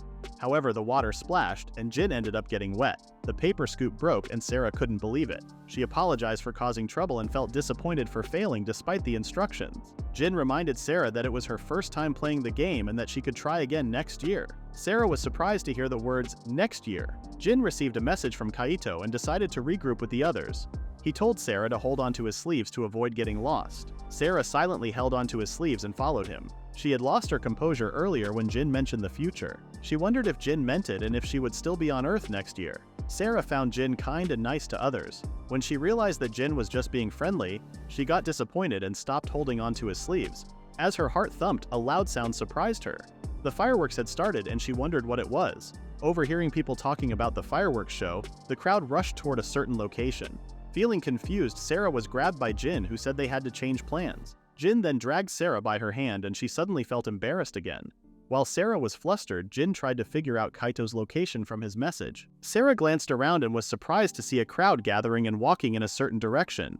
She wondered why Jin was leading her down a different path. Jin explained that they were headed somewhere unknown to the others. Eventually, they stumbled upon a small staircase and ascended it. Curious, Sera asked about the fireworks everyone was talking about. Jin then described how fireworks were made from a combination of gunpowder and metal, formed into balls, and shot into the sky to explode into colorful shapes. Sera pondered if it was similar to the entertainment in her world, where they shot fire magic into the sky. Jin, intrigued, asked how that worked. Sera explained that in her world, they mobilized the kingdom's army of mages to shoot fireballs into the sky one after another, creating a succession of explosions. She excitedly mentioned that the most impressive display involved casting a large-scale spell to create a moving dragon. Jin found the other world's fireworks display both crazy and impressive. Shortly after, the two finally reached the end of the staircase and discovered a cozy spot with benches, perfect for enjoying the fireworks. Kaito and the girls greeted them warmly.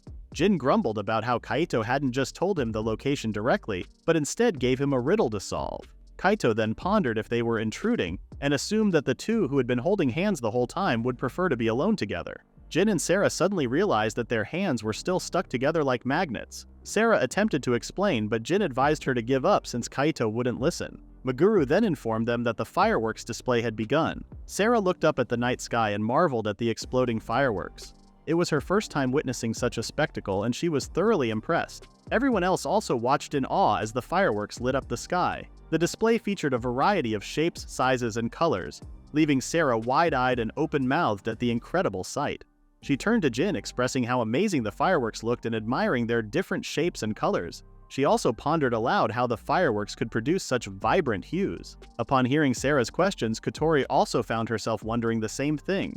Jin explained that using different metals with various thermal reactions created distinct colors. He went on to say that sodium produced yellow flames, while potassium produced purple ones. Alice then suggested it had to do with how the flames reacted, and Jin was pleased that the youngest understood. He couldn't believe Kotori and Meguru were being outdone by an elementary schooler. While Kotori felt hurt by the comparison, Meguru seemed indifferent, as if she didn't care. As they watched the fireworks display, Sera expressed her amazement at how people manipulated flame colors using metal reactions. She marveled at Earth's abundant and wonderful technology. Jin mentioned he also wanted to see the flame dragon Sera had mentioned earlier. Sera's expression suddenly changed upon hearing this. She hoped to show Jin around their royal capital when the opportunity arose. Jin suddenly realized what he had just said. He looked down while Sera continued watching the fireworks. He realized that it had been a month since Sera had arrived on Earth. He noticed how Sera was starting to remember her previous world more often. Jin had also started thinking about Sera's feelings about being on Earth. He wondered if Sera liked her current lifestyle or if she wanted to go home. He couldn't tell anything from Sera's expression alone. Soon after, the fireworks display ended. While other people were still walking around the stalls, Jin and the others rode the train back home. Suddenly, Jin noticed Sera giggling. Sera said there was always a strange melancholic feeling right after a festival ended. Jin said it was because the loudest ones were sleeping, which made Sera laugh. The train rattled as it journeyed back home. Jin thought about the times he had spent with Sera. He asked her if she would return to her previous world if she could. Sera stayed silent, and only the train's noises filled the air. Jin waited for her response, but since she didn't say anything, he tried asking again. Suddenly, Sera leaned her head on Jin's shoulder and fell asleep. Jin couldn't believe she had nodded off at that moment, wearing a goofy expression. She was already dreaming about eating a lot of food. Watching her, Jin realized that his worries were just creations of his own imagination. As everyone stepped off the train, they had a blast. Kaito told Jin and Sera to head home while he looked after the kids. Jin asked if Kaito was sure, and Kaito assured him he was used to it. Jin thanked Kaito for inviting them, which caught Kaito off guard. He grinned and teased Jin for being so sincere in his thanks. The group split up shortly after, with Jin and Sera heading home together. Sera was thrilled about experiencing an Earth festival and remarked on how tasty the food was. Jin was happy Sera enjoyed herself, but was surprised by how much she could eat. Sera admitted she was disappointed with her performance in the shooting and goldfish scooping games. Suddenly, her geta snapped, causing Sera to trip to the ground. Jin rushed to check on her. Sera apologized, explaining that her geta had broken. Her ankle was visibly injured, and Jin wondered if she could manage. Sera insisted she was okay, but Jin was concerned because her ankle looked swollen. Despite the swelling, Sera attempted to stand up to show she was fine, but she was overcome by a sudden, sharp pain and let out a groan. Feeling embarrassed for trying to appear strong, she fell silent and looked away. Jin turned his back to Sera and suggested she hop on as he would carry her. Sera protested, saying she didn't want to burden Jin. Jin reassured her and used a metaphor, likening her to an injured soldier and himself to a comrade supporting her. Sera's eyes widened as she pictured the scenario and exclaimed that it embodied the spirit of camaraderie among soldiers. Jin simply let Sera imagine whatever made sense to her. He urged her to hurry and get on, and Sera expressed her gratitude. Jin couldn't believe how quickly Sera grasped the concept by relating it to the perspective of a knight. The two walked back home, passing through fields and streams. They didn't speak much at first. Sera had her arms around Jin as he carried her. Suddenly, a wave of sadness washed over her as she realized she always seemed to cause trouble for Jin. Even though she had insisted she'd be okay, she knew her leg would take 2 to 3 days to heal. They had work the next day, but Jin insisted she rest for the day. Feeling guilty, Sera remembered how dependable Jin always was. Wanting to express her gratitude, she struggled to find the right words, making Jin wonder if she was uncomfortable. Sera then admitted she felt she was always on the receiving end and promised to return the favor someday. She asked Jin if he had any desires, to which he quickly replied that he didn't. The conversation grew awkward, but Jin reassured her not to dwell on it and to let him know if her injury worsened. Sera then opened up about her upbringing in a family of knights, where she was taught to protect others from a young age. For her, knights existed to protect, not to be protected, and that was the belief she lived by. She confessed that she was unsure how to handle receiving so much help from Jin. Jin wasn't expecting such a confession, and it made him realize that Sarah's beliefs were different from those of a modern man. He sighed and reassured Sarah that it wasn't a big deal. He reminded her that since she had come to Earth, her life had been far from that of a knight's, so it was normal for her to feel lost or confused sometimes. Jin understood that Sarah's life had suddenly changed drastically, and he was impressed that she could still live and smile through it all. He advised her not to worry too much and just accept things as they were. He admitted that from his perspective, Sarah was just a normal girl, which made her blush. Jin then suggested that Sarah take her time to figure out who she was. There was no need to rush. He offered to accompany her on this journey. Sarah had a moment of realization as she thanked Jin. She found Jin to be exceedingly kind. She blushed as she felt her heart flutter. Despite not having anything to offer in return, she felt obliged to accept Jin's kindness. She was willing to do anything for his sake, even though Jin was content with receiving nothing. Then she wondered whether she was heavy. Jin attempted to reassure her, but ultimately agreed. Sarah fell into silence, and Jin began to cry out in pain as Sarah held onto him tightly. 4 days later, in the middle of a hot, sunny day, a familiar-looking blonde girl was weeding the fields and collected a lot of weeds. Jin stared at her blankly and wondered if Sarah should have been working already. He had reminded her how swollen her leg had been days ago and asked her not to push herself too much. Sarah insisted that she had already fully recovered as she focused mana into her leg to boost the recovery speed. Jin did believe it since he had seen that morning how the swelling had gone down when Sarah asked him for work. He realized Sarah was not the type to laze around and would prefer to do something rather than nothing. Suddenly he recalled how Sarah had insisted that she would pay back Jin by fulfilling his desires. Jin glanced over at Sarah, who was clumsily weeding, and sighed. He called her out and reminded her not to overwork, especially since she was still recovering. He asked her to promise not to push herself too hard, threatening that he wouldn't let her work anymore if she didn't. Sarah's face flushed with Jin's sudden genuine concern. Jin urged her to take it easy and head back to the house instead. Flustered, Sarah promised to do so. Jin was relieved and got up to go somewhere. Sarah watched him go and clenched her fist. Jin complained about how hot August was. Sarah wondered if they were going to pick tomatoes, surprising Jin with her knowledge. Jin explained that another batch of tomatoes had ripened. Sarah was amazed to see the produce and felt a sudden swell of pride seeing them grow so big. She expressed her feelings using a Japanese phrase about parting and reuniting. Jin wondered where Sarah had even learned such a phrase. Sarah claimed it was from TV, reminding Jin that she had been glued to it during her recovery.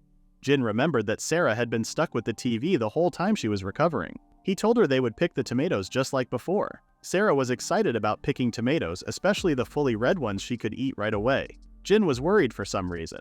They began picking tomatoes and Sarah quickly found one that was ready to eat. Jin scolded her for carrying too many boxes and the two finished their harvest together. Jin had loaded the harvest into his truck to deliver it. He had told Sarah to stay home and rest, but Sarah had insisted on working more. She had promised not to push herself too hard and had insisted on pulling out more weeds in another field. Jin had sighed, realizing that Sarah was not a child and should know how to take care of her body. He had agreed but had given Sarah only 15 minutes since it was hot outside. Sarah had been glad and had promised to ensure that all the weeds would be removed by the time Jin returned. Jin had glared at her, and Sarah had sworn to stick to just 15 minutes. Jin had asked her to keep that promise, and Sarah had nodded. Sarah watched as Jin drove away in his truck, then turned her attention to the field. Memories flooded back of Jin carrying her and sharing his concerns while she was recovering. She felt frustrated that she couldn't repay his kindness. Despite her being on the mend, Jin had juggled the farm work and still cared for her. It dawned on her that Jin was genuinely compassionate. Determined to contribute, Sarah began weeding, resolving to assist Jin with tasks like tending to the fields. Her expression showed a readiness to pull out every single weed in sight. Shortly after, the sun kept beating down on the fields and we observed Sarah sweating profusely next to the bags of weeds. She gasped for air, her face turning red from the heat. When she attempted to announce that she had finished, Jin suddenly seized her and peered into her face. Fuming, he yelled at Sarah. Sarah was taken aback by Jin's early return. Jin angrily demanded to know what she was talking about, as it had already been hours. Sarah apologized for losing track of time. She insisted she was okay, explaining that in her previous life, she would endure long marches under the scorching sun while clad in heavy armor. She apologized for breaking her promise but reassured him that she was all right. Jin noticed that Sarah had been sweating excessively. Her breathing was irregular and her face had turned red. He recognized these as signs of heat stroke. Concerned, he urged her to hop into the truck so he could take her somewhere cooler and help her rehydrate. Despite Sarah's protest that she was okay, she suddenly felt something was wrong. Jin turned back to see Sarah looking confused and he moved to support her. But Sarah's legs gave out, causing her to collapse to the ground. Her vision started to blur and she struggled to hear Jin's voice clearly. Her gaze became unfocused and she felt herself slipping away as consciousness faded. Even as she lost awareness, her only thought was to assist Jin. Jin gently lifted Sera into his arms, taking care to support her as he carried her. When Sera first arrived on Earth and opened her eyes, she was greeted by the beautiful clear sky. She lay on the paddy field, feeling as still as a doll. The moment she laid eyes on Jin for the first time, she found his black hair and dark eyes extremely attractive. Fast forward to the present, the noise from the TV jolted Sera awake. She attempted to sit up, but her head throbbed painfully. That's when she realized she had made a mistake. Faintly, she remembered how Jin had taken care of her when she fainted from the extreme heat. She could vividly recall Jin's comforting smile as he nursed her. Sera felt disappointed in herself for inconveniencing Jin once again. Jin had already provided her with a place to stay and work, knowing she couldn't return to her previous world. Whenever Jin spoke about working in the fields, he seemed perpetually in a bad mood. Sera mentally prepared herself for difficult tasks. But to her surprise, Jin was a diligent farmer who approached his work with sincerity. He courteously taught her everything he knew, including cooking, and ensured she received a fair wage for shopping. He also took the time to educate her about Earth's culture. Sera seemed down as she tried thinking of what to do next. She glanced at the white dress she had purchased, hanging on the wall. She pondered how she could thank Jin. Suddenly, she realized the TV had been playing all along, brought by Jin to keep her company. She must have hit the remote in her sleep. As she went to switch it off, something caught her eye. She found herself drawn to whatever was playing on the TV and couldn't look away. That night, Jin had been in the kitchen getting himself a drink. He was worried about Sera collapsing and realized he should have driven her home before delivering the tomatoes. He blamed himself for making her overwork. Walking back to his room, he set an early alarm. However, upon opening the door, he found Sera sitting on his futon. She looked flushed and embarrassed. Jin was surprised and asked if she was okay. It struck him as odd to find her in his room. Nervous, Sera felt her heart racing but steeled herself.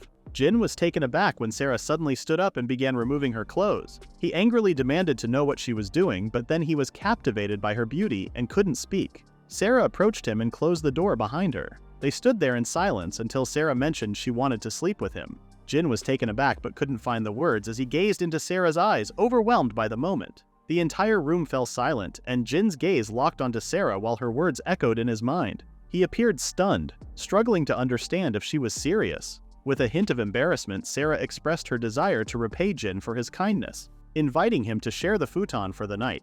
Jin, taken aback, questioned Sera's awareness of her actions. She insisted she knew exactly what she was doing. Jin was someone who was normally composed, but this time his cheeks flushed with color. As Sera tried to explain further, she accidentally stepped on a stray marker pen, setting the stage for a classic rom-com moment.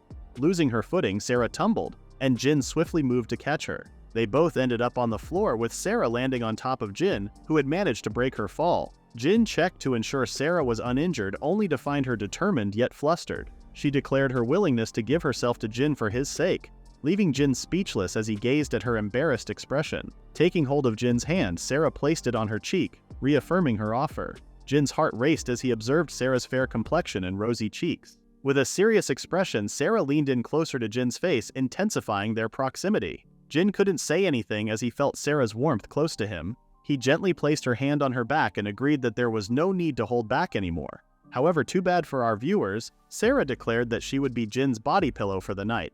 Jin felt a sudden confusion and observed Sera's embarrassed expression. She then began to guide Jin towards his futon, offering herself as a comforting pillow to help ease Jin's exhaustion. She had promised to be a good body pillow, so Jin playfully tapped her head. Calling her silly, he said he didn't need a body pillow. Sera was surprised because she thought all men enjoyed such things. Jin, with a doubtful look, asked where she got that idea. Sera explained she heard about it on TV during a segment about making men happy. She listened as the guest speaker suggested wearing cute lingerie and getting into bed with them, assuring that the man would surely cuddle their partner. The host was concerned about how direct the advice was. That's what Sera had heard. Jin dismissed the show as trashy. Sera added that when they were shopping for underwear, Kaho suggested buying something she thought Jin would like, which Jin resented. Jin then asked if Sera really understood what was said on the TV show. Sera was initially flustered and assumed that women wearing lingerie while sleeping with men would help them relax after a long day of work. Sera was too innocent for such thoughts, feeling embarrassed to even show her bare skin. At least that was the part that embarrassed her. She continued to insist that she would offer herself to Jin to repay him. Jin had been serious as he asked Sera if she knew what would happen next. He simply stared at her, waiting for an answer. Confusion filled Sera's mind as she wondered if there was something about to unfold. Jin appeared bewildered, his head starting to ache. In response, he tossed a blanket over Sarah and instructed her to forget what she had heard from the TV show. With a chuckle, he remarked that Sarah was jumping the gun a bit. His smug expression momentarily startled Sarah. Jin then advised her not to dwell on it and to go to bed instead. Sarah hesitated, expressing her desire to repay Jin since she always felt like she was receiving rather than giving. Witnessing Sarah's sadness, Jin confessed that she was mistaken to think she hadn't done anything for him.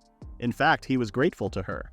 Sarah was too surprised to respond, feeling confused. Jin clarified that Sarah's arrival had changed his world. Sarah got confused and asked Jin what he meant by that. Jin explained that before he became a farmer, he had worked for a company. He described it as something similar to a guild or a knight's order in Sarah's world. He had been busier in a different way compared to farming, but he had enjoyed the job at the same time. However, he tried to cover for a mistake made by one of his trusted subordinates, and the responsibility for the mistake was pushed onto him, leading him to resign. Soon after, he overheard that his subordinate and some colleagues had staged the whole thing together. It was a poor excuse, but that was why Jin stopped trusting other people. When he began his life as a farmer, he told himself to avoid interacting with people as much as possible. He didn't want to trust anyone anymore, so he worked alone until Sarah showed up. Sarah suddenly felt a sense of wonder while listening to Jin. Jin said he started relying on others again when Sarah appeared in his life. He even participated in the festival with the others. He had already decided to live on his own, but he enjoyed the time he spent with everyone. He listed the moments he shared with Sarah, doing farm work, cooking, and eating meals together. They even hung out a lot outside. Before he realized it, Jin felt that his life had become brighter. The reason he started to enjoy spending time with others was all thanks to Sarah. Jin asked her not to feel like she owed him anything, as he was also thankful to her. Jin's words made Sarah cry and touched her deeply. She was glad she could help. Jin then admitted he was worried about Sarah's feelings about living with him. He knew Sarah had no choice but to stay with him and work on the farm, even though she wanted to return to her previous world as soon as possible. Sarah suddenly became flustered. She said she did want to go back home quickly because she was concerned about the people she left behind. However, she had ended up in a world where she knew nothing, and Jin and his neighbors had helped her ease her anxiety. Sarah had been raised as a knight, and thanks to Jin, she was able to experience things beyond her knightly duties. She had always felt the duty to become an excellent knight like her father. However, seeing other girls her age enjoying themselves and watching her mother and maids cook made her feel jealous. She said she also wanted to experience those things since all she ever did was swing her sword. Sarah didn't know who she was on Earth, but the time she spent there was extremely fulfilling and enjoyable. If it was okay with Jin and the others, Sarah would want to stay on Earth because that's how she felt at the moment. After listening to Sarah's words, Jin realized that she still had mixed feelings about things. However, he was glad to hear that Sarah had been enjoying her time on Earth. Jin looked grim for a moment and told himself that this was enough for them. He then told Sarah to keep doing whatever they had been doing so far. For now, he wanted their relationship to stay as it was. With a bright smile, Sarah agreed. She suddenly looked down and mentioned that she hadn't managed to return to her homeworld. She paused for a second while looking at Jin. Then she suggested that they get married for real if she couldn't go back home. Jin was too stunned to speak at first, then suddenly shouted out loud in disbelief. He wondered what Sarah was talking about. His extreme reaction seemed to hurt Sarah a bit, but then Sarah laughed and claimed it was a joke. Jin called her an idiot and exclaimed that getting married to a child would lead to divine retribution. Sarah insisted that she was a proper adult. Jin argued that those who were still in their teens were basically considered children. This surprised Sarah. Suddenly, Sarah recalled Jin's question about what would happen next when a woman sleeps next to a man. This made Jin flustered, and he exclaimed that it was something a child like her didn't need to know. He insisted it was nothing important to explain or do anyway. Sarah looked confused, while Jin wished she could just forget his question. Sarah then smiled and asked Jin to teach her about it once she got a little bit older. Jin suddenly felt his heart flutter. Sarah looked confused by his reaction. Jin just smiled and said they would see when the time comes. Sarah complained about how Jin was being evasive.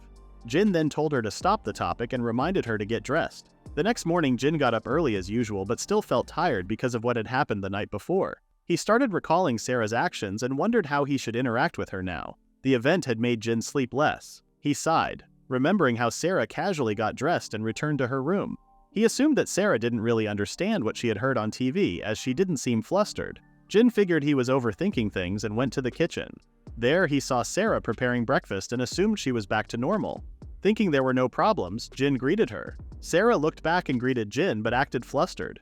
Jin paused for a moment and realized they were walking on eggshells. He mentioned to Sarah how she had seemed fine when heading back to her room last night. Sarah then exclaimed that she had realized the issue after having time to think about what she did. Covering her embarrassed face, Sarah claimed she would sort things out before the workday started. Jin was dumbfounded but soon smiled.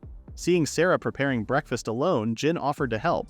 Sarah refused and asked Jin to leave today's breakfast to her, saying she already knew how to use the home appliances and wanted to handle everything herself. Jin was surprised by her sudden determination and asked if she was sure about doing it alone. He said it was fine since it saved him the effort. Jin was worried because it had only been a few hours since the events of the previous night, and he wondered if Sarah was still overthinking things and forcing herself to repay the favor. Sarah then exclaimed that it wasn't what Jin was thinking. She said she wanted to learn to cook by herself after watching Jin make meals for her.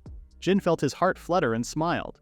He agreed, and Sarah told him to wait in the tatami room. Jin was glad that Sarah didn't seem to be pressuring herself and assumed that the awkwardness from the previous night would fade with time. Jin suddenly paused and remembered that the sugar jar was already empty. He turned back, calling out to Sarah, but accidentally bumped into her. Jin apologized, knowing that Sarah was looking for the sugar. Sarah froze for a moment but kept her composure while Jin talked about the sugar up close. However, she couldn't keep her cool, and her face turned red with embarrassment. Flustered, she admitted that she was looking to refill the sugar and asked Jin to let her handle it after he told her where to find more. Jin then teasingly moved closer, making Sarah even more flustered. He smirked, enjoying her embarrassment, and wondered if Sarah would be able to compose herself before the workday started. Sarah claimed she would calm down soon, and complained about Jin teasing her. It was Jin's payback from the night before. Jin then gave her instructions on where to get the sugar. He watched as Sarah, still embarrassed but trying to calm herself, attempted to handle things on her own. Jin just smiled, appreciating her effort, and decided to read the newspaper while waiting for breakfast. It had been a while since Jin had a chance to relax in the morning. However, Sarah suddenly messed up while cracking the eggs. She was deeply shocked and apologized for wasting the egg. Hearing Sarah's commotion, Jin wondered if he could really have a relaxing breakfast that morning. Soon after, Sarah went to the tatami room to bring in breakfast. Jin thanked Sarah for her hard work but noticed she seemed disheartened. Jin thought she looked like she was on death row or something. Sarah then apologized, thinking she could have done a better job. The breakfast she served had burnt egg rolls and fish. This was why Sarah was upset, and Jin stared blankly at his breakfast. Sarah exclaimed that she couldn't let Jin eat the mess she made and suggested eating chazuke instead, a simple Japanese meal made by pouring green tea over cooked rice. Jin insisted he would eat what she made. Worried, Sarah intently watched Jin. He could empathize after seeing the burnt egg roll. He then silently ate a piece of it and moved on to the fish. He ate them quietly without any negative reactions. He then looked at the soup and took a comforting sip. Sarah watched him eat and asked how it tasted. Jin chewed for a while and said it was edible. Sarah was shocked because it wasn't like Jin to not give false compliments by saying it was delicious. However, Jin noticed that the dishes matched his preferences. Sarah said she made the dishes with his tastes in mind. Jin looked at the meal again and smiled. Although Sarah's cooking skills weren't great yet, the care she put into the meal was clear, and Jin enjoyed it. It had been a long time since someone else cooked for Jin. Minutes ago, he watched Sarah put effort into making breakfast. He smiled and commended Sarah for it, and he also thanked her. Sarah was surprised by Jin's sincerity and looked pleased afterward. She said it was heartwarming to receive praise for her cooking. Jin agreed. Sarah then asked for another chance to cook in the future, and Jin didn't hesitate to agree while reminding her not to push herself too hard. Sarah promised to do her best to prepare a better meal next time. Jin knew the breakfast was a bit of a mess, but he realized that living together wasn't too bad. He then told Sarah to eat with him since he was bothered by her watching him eat. Sarah said she wanted to observe to improve next time, but Jin told her to forget about that and eat for now. Afterward, Jin stepped out to do some farm work. It was cooler in the morning, but the heat would increase by midday. At that moment, Sarah excitedly asked if she was wearing the straw hat correctly. Her eyes brightened as she tried it out. She giggled and thanked Jin. Jin wondered why she was so excited about it and explained that it was to protect her head from the sun. He reminded her not to collapse again. Sarah promised to be careful. She was eager to work in the fields again since it had been a while. Jin sighed with a smile and reminded her once more not to collapse. Sarah then complained about the repeated reminder. The fake couple soon went to the fields, and Sarah paused and sat in front of something she saw for the first time. She asked what the black things covering the fields were since they hadn't been there the last time she tended the fields. Jin explained that the covers were to prevent the soil from dehydrating because he had just planted some carrot seeds. Sarah was shocked and fell to the ground. She couldn't believe she missed out on something fun while she was resting. Jin asked if she really wanted to plant carrots so badly. Sarah then explained that she only helped out with the simple tasks and picked the crops that Jin planted. She was sad that she never got the chance to grow something from the start by herself. She wanted to participate in the initial steps of planting a crop if she was given the chance. Jin smiled and was glad to hear Sarah's words. He then announced that they would be planting something to be harvested in winter. Sarah got excited and asked what crop it would be. Jin said it was just potatoes. He explained that they would prepare the soil first by plowing the fields and mixing it with fertilizer so the potatoes would grow easily. Sarah was surprised to learn that growing a single potato involved such advanced techniques. She found the potatoes on Earth sweet and delicious. Jin asked if they had potatoes in her world too. Sarah explained that their potatoes were emergency crops and weren't as large or delicious as the ones on Earth. She also mentioned that most places with wars and monsters tended to have low fertility soil. She felt sad that the same plant could be made so much more delicious. Jin then told her to learn the farming techniques on Earth and teach them what she learned. He explained that if Sarah managed to return to her world, she could use her farming knowledge from Earth to make delicious food there. Sarah wore an expression that showed she realized something important. She felt happy as she imagined everyone on her world smiling. Jin looked pleased and told her it was time to start working. He instructed her that the first step was to plow the soil using a hoe. He reminded Sarah not to do a full swing because it might injure her shoulder. However, Sarah didn't listen and swung the hoe widely. Her swing hit the ground too hard, causing it to crack like a wrecking ball had hit it. Jin was shocked and scolded Sarah for destroying the field. Sarah apologized and embarrassingly explained that she couldn't control her strength sometimes. She promised to do it properly next time. Jin glared at her with concern. He worried that if Sarah taught the people in her world farming, it might lead to destruction. He then told her to pay attention as he demonstrated how to do it. Jin's worries were unnecessary because Sarah quickly learned the right amount of strength needed to till the ground. She asked for confirmation and Jin agreed that it was perfect. He had completely forgotten that Sarah was very athletic. The large field was neatly plowed by Sarah alone, all while she smiled. Sarah wondered what to do next, and Jin explained that they needed to spread and mix the fertilizer next to the plowed ground. He gave her a bucket of fertilizer to spread over a third of the field. While Sarah spread the fertilizer, Jin started preparing the next batch. He was glad to have a helping hand. He then looked at what Sarah was doing. Sarah was sprinkling the fertilizer delicately, like Salt Bay, or rather, Fertilizer Bay. Jin complained that the sun would set before she could finish at that rate. He reminded her that the fertilizer was not salt or pepper and told her to apply the compost a whole bucket at a time. Hearing his instructions, Sarah didn't hesitate to pour everything from the bucket at once. They watched as the bucket emptied in a second. Sarah felt gloomy for messing up again, but Jin told her to just scoop it back up.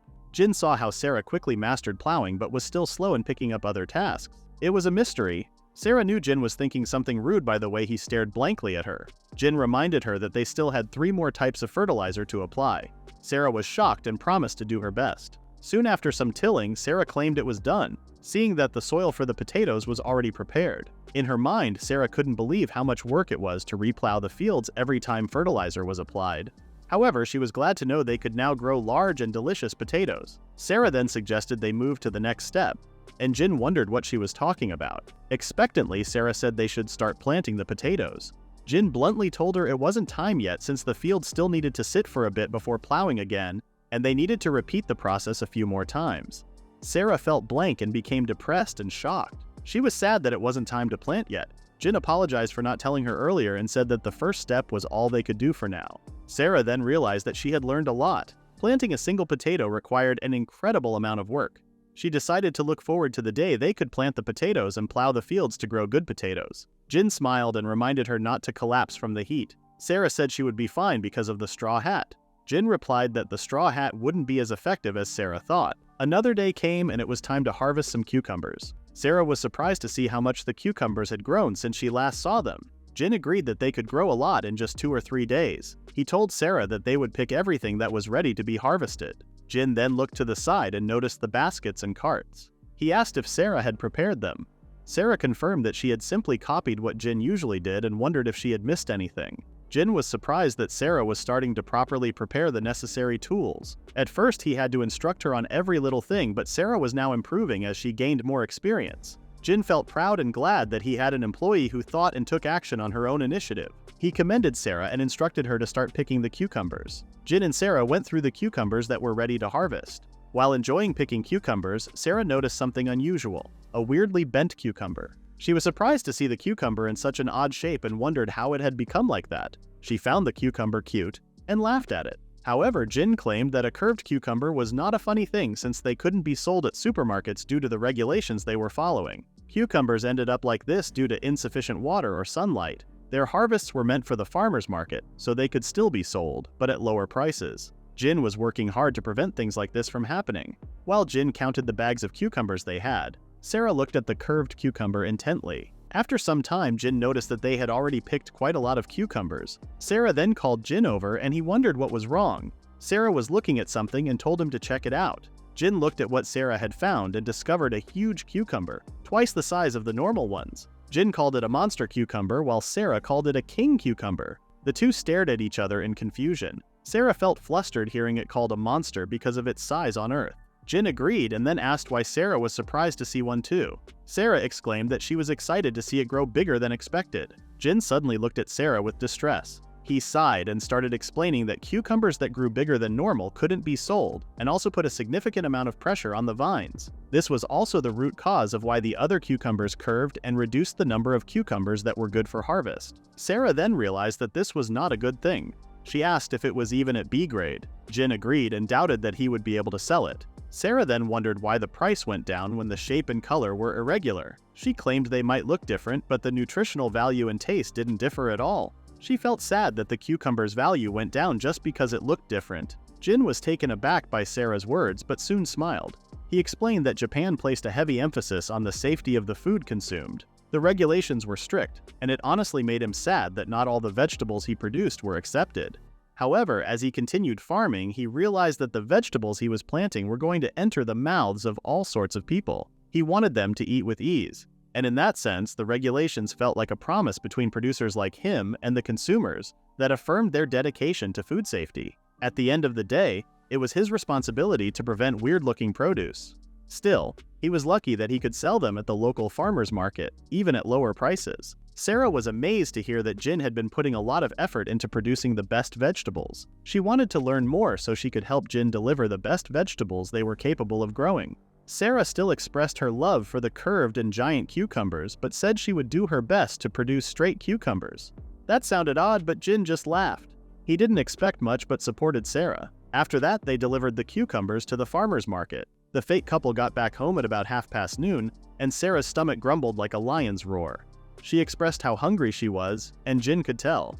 They had been picking cucumbers since 5 a.m. and hadn't eaten breakfast. He then asked Sarah what she wanted to eat as he scanned the contents of the fridge. As he closed the door, Sarah smiled beside him and brought out the giant cucumber, wanting to eat something made from it. She had brought over the giant cucumber, assuming there would be more to make with it. Seeing how big it was, Jin realized they couldn't settle for just a mere salad. Suddenly, he thought of something and decided on a dish to make. He brought out eggs and noodles and announced he would make some chilled Chinese noodles. It was the first time Sarah had heard of such a dish, and Jin explained it was a variant of summon. Jin then asked her to cut the giant cucumber into slices. Sarah did so, and while she was cutting the cucumber, Jin made the eggs into thin omelets and sliced them into pieces. He quickly finished preparing the shredded egg crepes.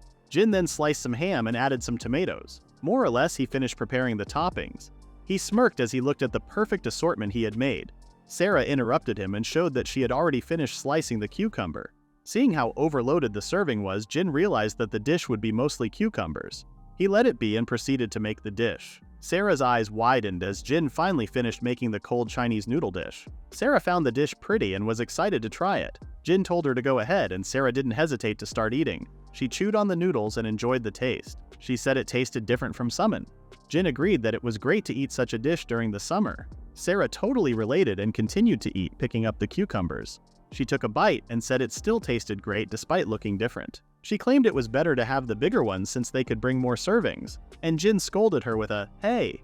Jin continued watching as Sarah enjoyed the meal. He recalled the times when he felt sad and depressed if he received vegetables that didn't meet the regulations. Sarah excitedly asked for another serving. Jin then told her that he wouldn't be sad now because he could see her enjoying the food. Sarah was confused by what Jin meant. Days later, a box arrived at Jin's house and Sarah looked at it with curiosity. She wondered what it was since it hadn't been there the day before. She then approached it staring intently. Jin appeared and told Sarah it was time to prepare breakfast. He noticed Sarah leaning her head on the box, as if she was trying to hear something inside. She asked what the box was, and Jin explained that it was where the potato sprouts were growing. Since Sarah looked confused, Jin opened the lid of the box. Inside, potatoes were lined up and sprouts had started growing from them. Jin explained that the process of planting potatoes involved making them sprout first in a box, and then planting them in the fields once they had finished sprouting. Sarah was surprised to learn that potatoes were not planted as seeds, but that the potatoes themselves were planted back in the field. Jin explained that this method was better because using potato seeds would take a long time to grow. He mentioned that this was knowledge passed down from their ancestors. Sarah was surprised by the explanation and realized that there were techniques and small details involved in potato planting. She then became excited and asked Jin when they could plant the potatoes. Jin said they needed a bit more time, explaining that they would spend the day plowing the fields again with compost and manure. Jin told Sarah that they would plow the same fields they had worked on last time. Sarah got excited and agreed with Jin. Jin wondered why Sarah was so unusually happy. Soon after, under the bright sunny skies, Jin stared blankly, feeling that something was strange. He watched as Sarah plowed the land with the usual hoe, using controlled strength. Sarah smiled the whole time she worked, and Jin kept staring at her. He couldn't believe that Sarah was no longer wildly swinging her arms and could now figure out the correct locations and ways to dig. He assumed that the old couple had taught her how to use the hoe. This startled Sarah, and she started acting like she didn't know what Jin was talking about. However, she did ask how Jin had figured it out. Jin claimed that Sarah was too good for it to be only her second time plowing their fields. Since he hadn't taught her, Jin concluded that their neighbors must have. Sarah then acted proud, which Jin found annoying. He proceeded to assume that Sarah had practiced swinging the hoe on the mountain out back. Sarah was shocked and assumed that Jin had the powers of farsight and see-through magic. Jin, annoyed, asked, and Sarah exclaimed that it was the only explanation. Suddenly assuming that Jin had see-through magic, Sarah realized something. She then looked at her body and became embarrassed. She covered her chest with her arms and looked at Jin. She asked him strongly if he had seen her naked. Jin got confused. Sarah assumed that Jin had been able to see her naked the whole time. Jin became even more confused. Jin claimed it was just his intuition. He explained that when Sarah was practicing using the hoe, Minori and Shigeru found her. Sarah confirmed that this had happened and shared how the old couple had taught her. She said she had improved thanks to them and was glad because she wanted to help Jin as quickly as possible. She really owed Minori and Shigeru a lot. Jin smiled and told Sarah that the old couple was stricter than most people when it came to farming. He knew that they were convinced to help her because she had shown how hardworking she was. Sarah was taken aback and said she was happy to hear that. Jin then had a premonition. He expected that the old couple would praise Sarah as an amazing wife when he met them. Thanks to Sarah, it didn't take long to finish plowing the fields. September arrived, but it was still blazing outside and Jin couldn't help but complain.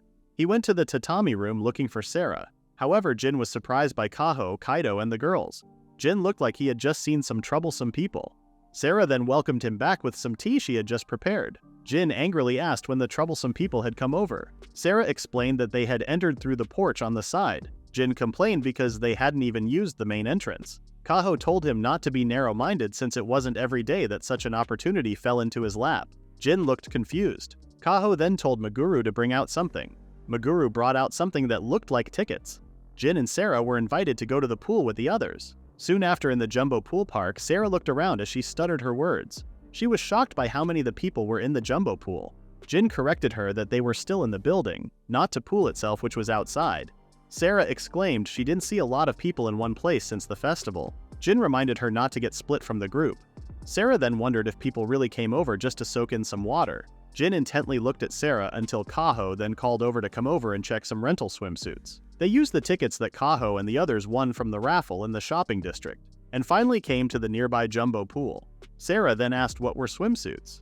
Jin casually explained that they were undergarments they would wear at pools since it was fine for them to get wet. Sarah doesn't have anything like pools in her world. However, there was something more surprising. Alice then approached Sarah and thanked her for coming even though she could not swim. She claimed there was a shallow pool for non-swimmers like her, and decided to stick together. Sarah was thankful to Alice. The concept of swimming as a recreational activity doesn't exist in Sarah's world. Despite being athletic, Sarah doesn't know how to swim. She looked worried after hearing that they would go somewhere with lots of water. Jin then asked if she was really fine and asked her not to force herself. Sarah thanked her for the worries, but she recalled Alika saying that the pool was something that even non-swimmers like her could enjoy. She felt fine and excited since she would be able to wear swimsuits, which she assumed to be a form of specialized armor for such occasions. Jin suddenly felt something amiss. Kaho then called over Sarah to try out some swimsuits. Sarah was glad and turned toward Kaho's direction. Kaho cheerfully held up 2 sets of swimsuits and recommended them for Sarah to wear. She exclaimed the ones she chose would look good along with Sarah's skin tone and blonde hair. Sarah looked like someone who just got a culture shock. Flustered, Sarah asked what they were.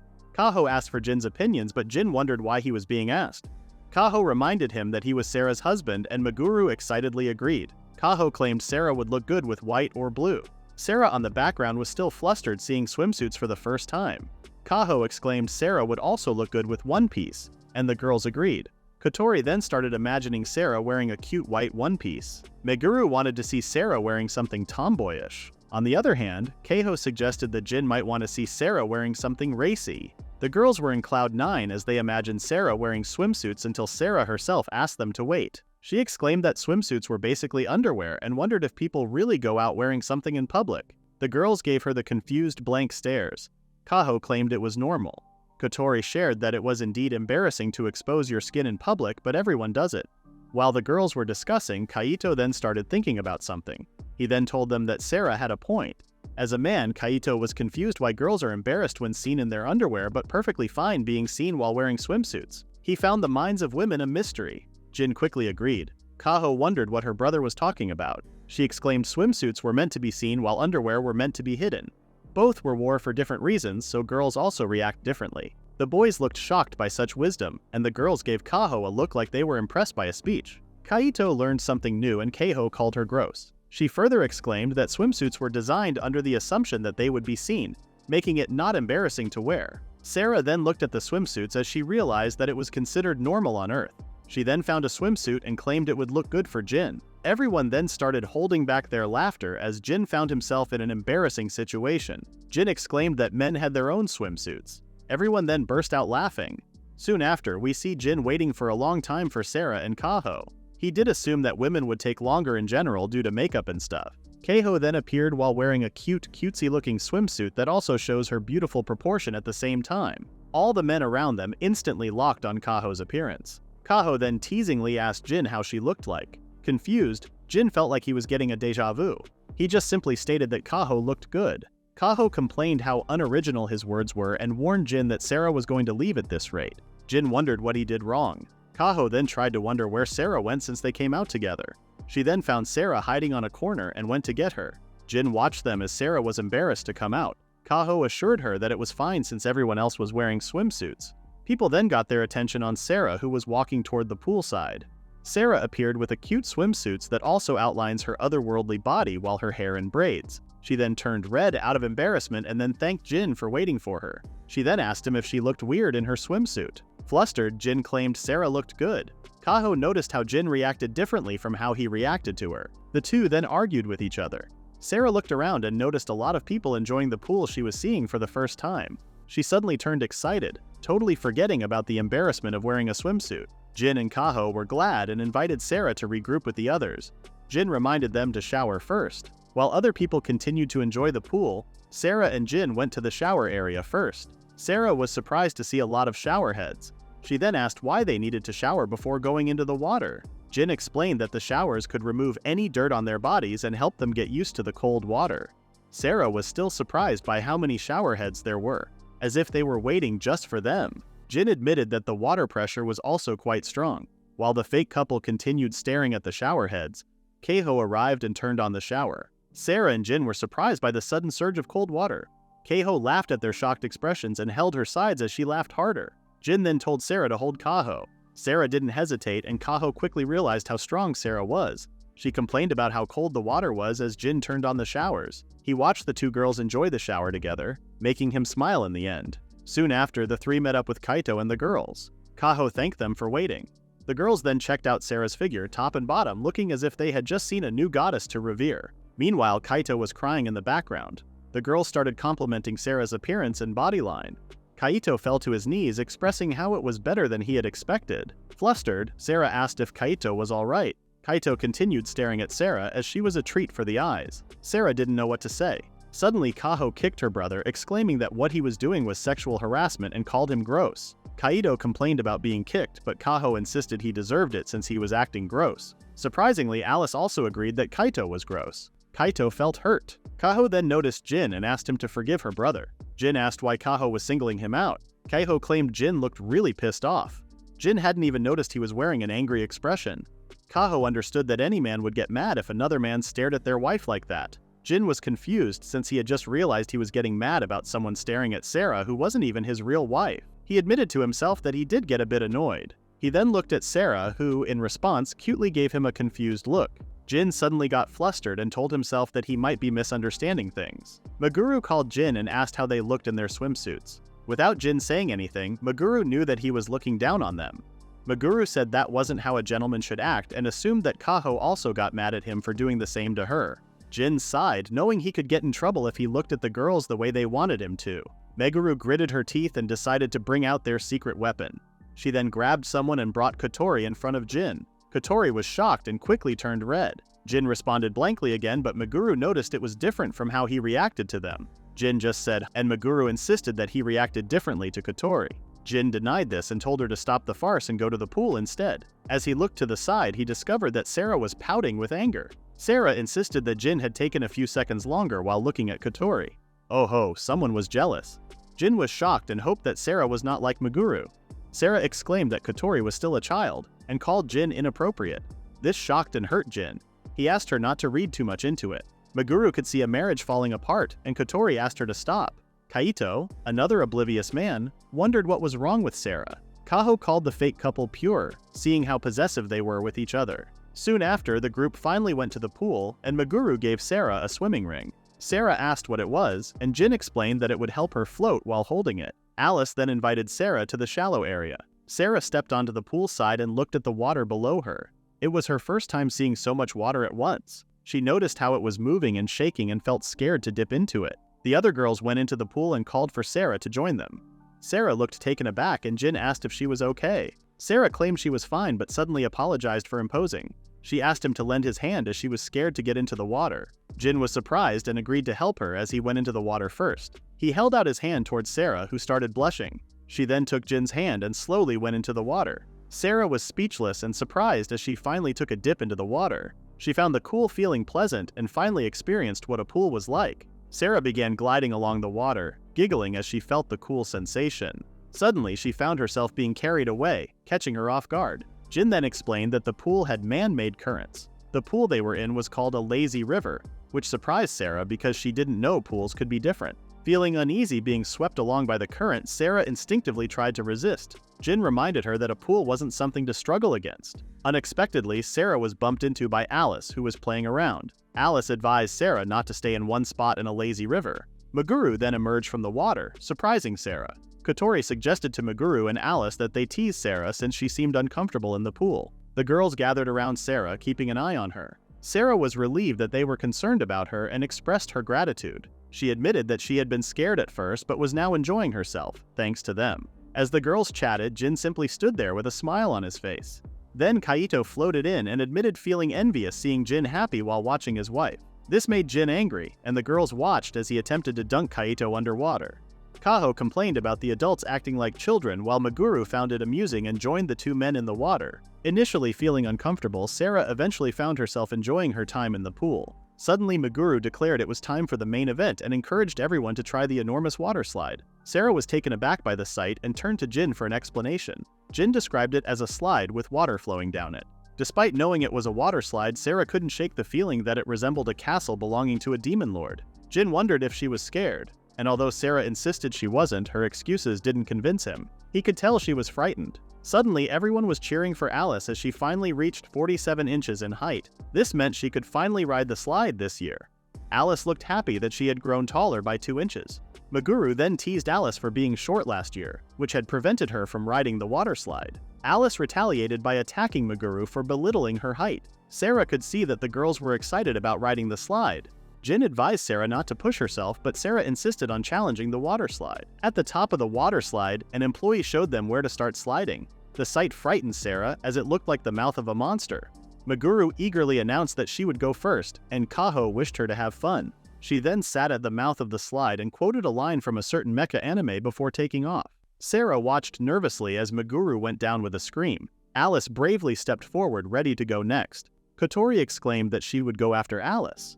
Sarah encouraged herself not to be afraid, seeing how much fun the girls were having on the slide. She reminded herself of how she had entered the mouths of giant frogs in her world before. Jin commented that she was psyching herself up in the wrong way. Shortly after, it was Sarah's turn, and she perched herself at the mouth of the slide.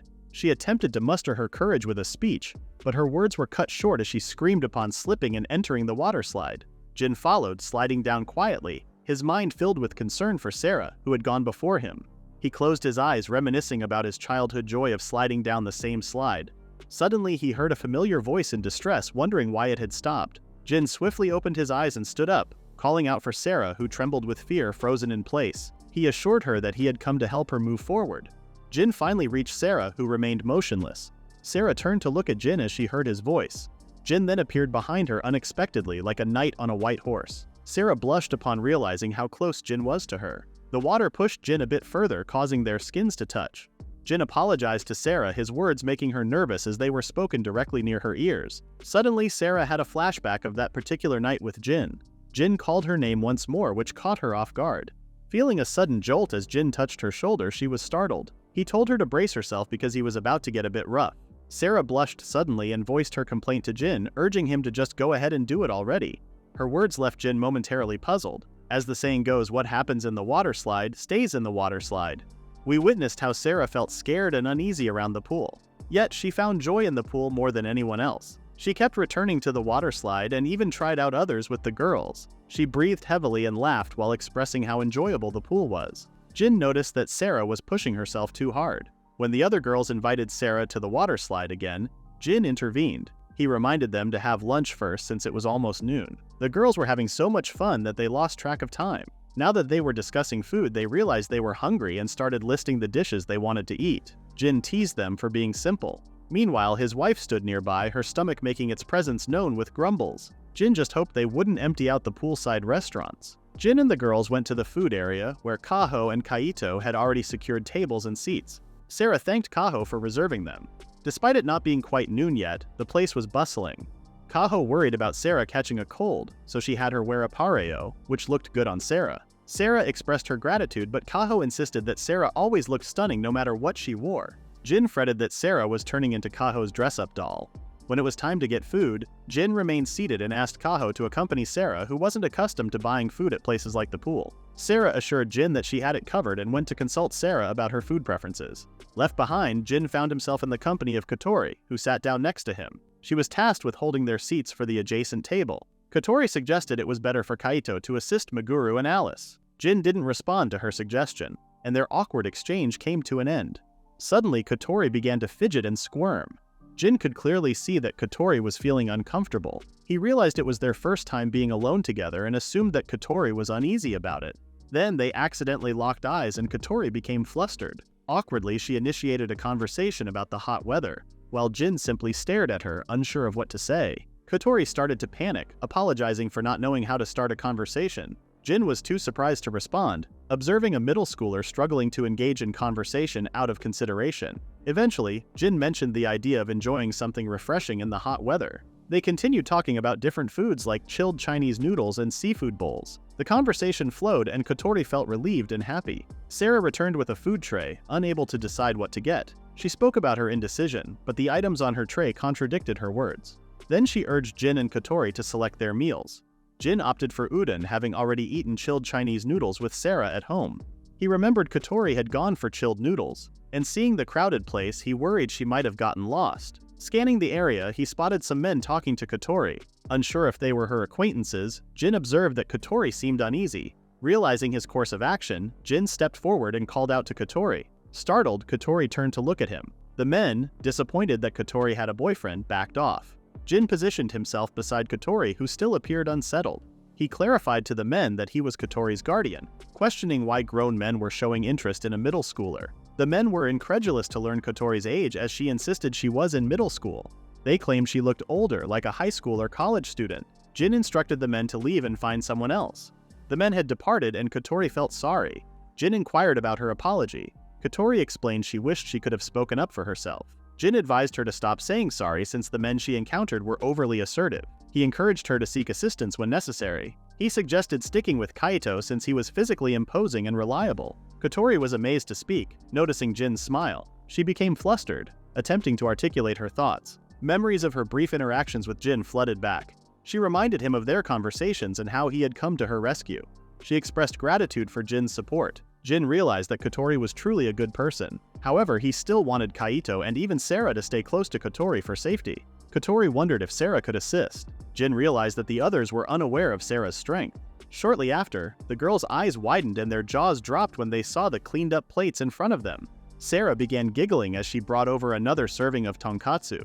She casually picked up the food and enjoyed it without a care in the world.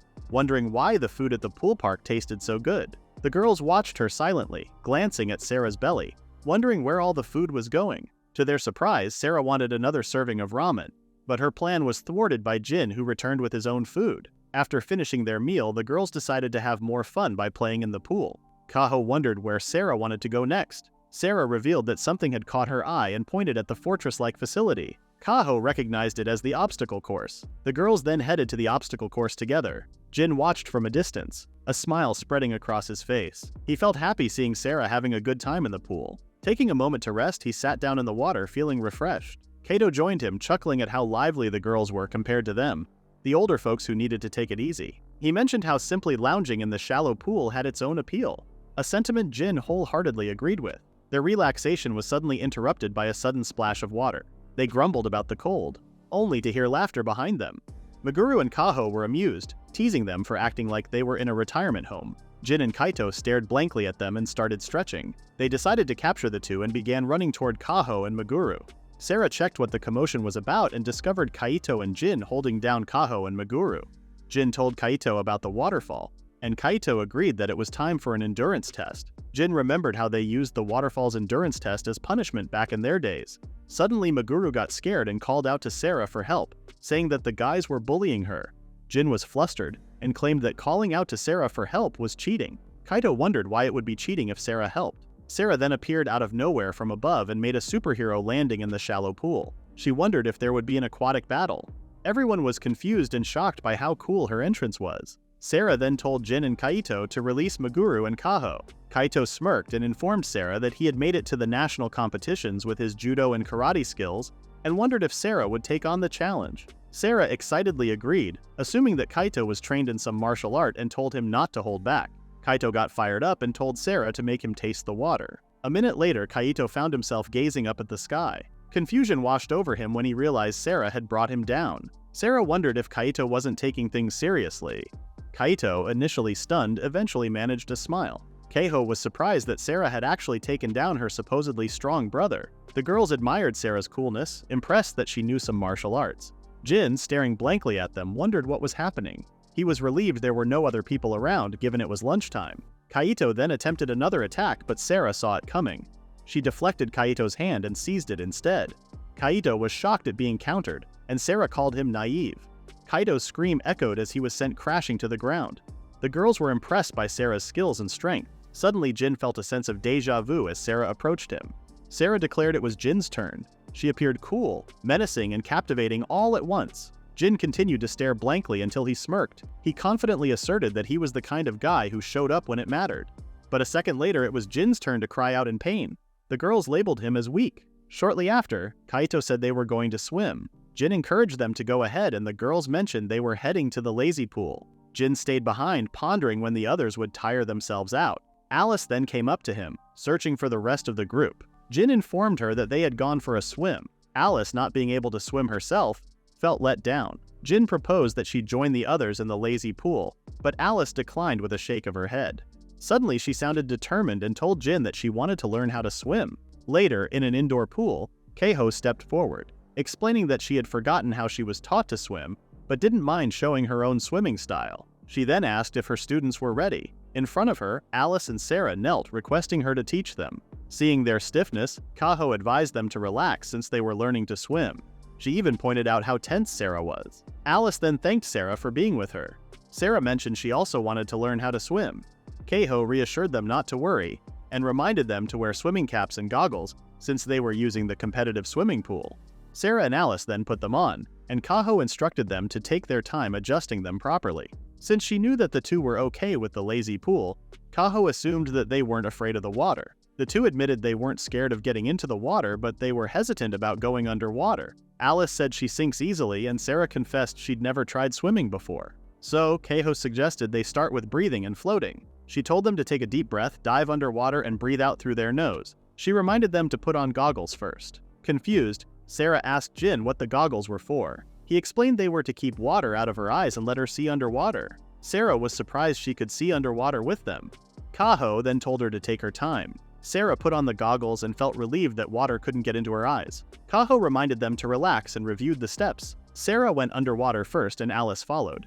Tense, Sarah realized it was her turn. However, she was scared to get into the water since it was intimidating. She reminded herself it wasn't the time to get cold feet. However, she remained frozen, with Jin just staring blankly at her. Jin watched as Sarah struggled and stepped in to help. He reassured her that everything would be okay, reminding her of how she had initially been afraid of the pool. He assured her that she wasn't in any danger. Encouraging her to relax and give it a try, Sarah thanked him for the support and took a deep breath. With determination, she submerged herself underwater, slowly opening her eyes.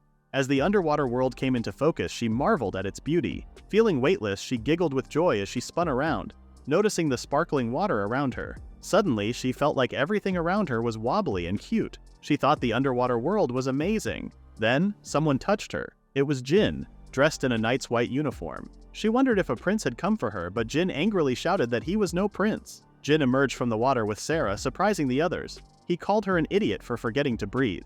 Kaho was surprised that Sarah had been underwater the whole time and admired her lung capacity. Jin and Kaho checked on Sarah, who was still out of it. They wondered why she looked happy and kept sleep-talking. Worried, Kaho told Jin to perform mouth-to-mouth resuscitation. Jin didn't have a choice since Kaho asked. He already knew that Sarah was tougher compared to Earthlings and would probably recover soon. He still went ahead to perform mouth-to-mouth resuscitation, but suddenly Sarah mentioned her prince and woke up. She exclaimed it was too soon for a kiss from the prince. Sarah groaned in pain as she felt her forehead aching. She was confused to see Alice and Kaho in front of her and asked what had happened. Kaho claimed they had brought someone back to life but lost one in the process. Alice was relieved that Sarah was back. Sarah was confused about what they were talking about and looked around at her surroundings. She then discovered Jin unconscious. She panicked and asked if Jin had drowned. Jin called her a princess and reminded her to practice her underwater breathing. That is the end of the recap for now. Please read the pinned comment about the next part.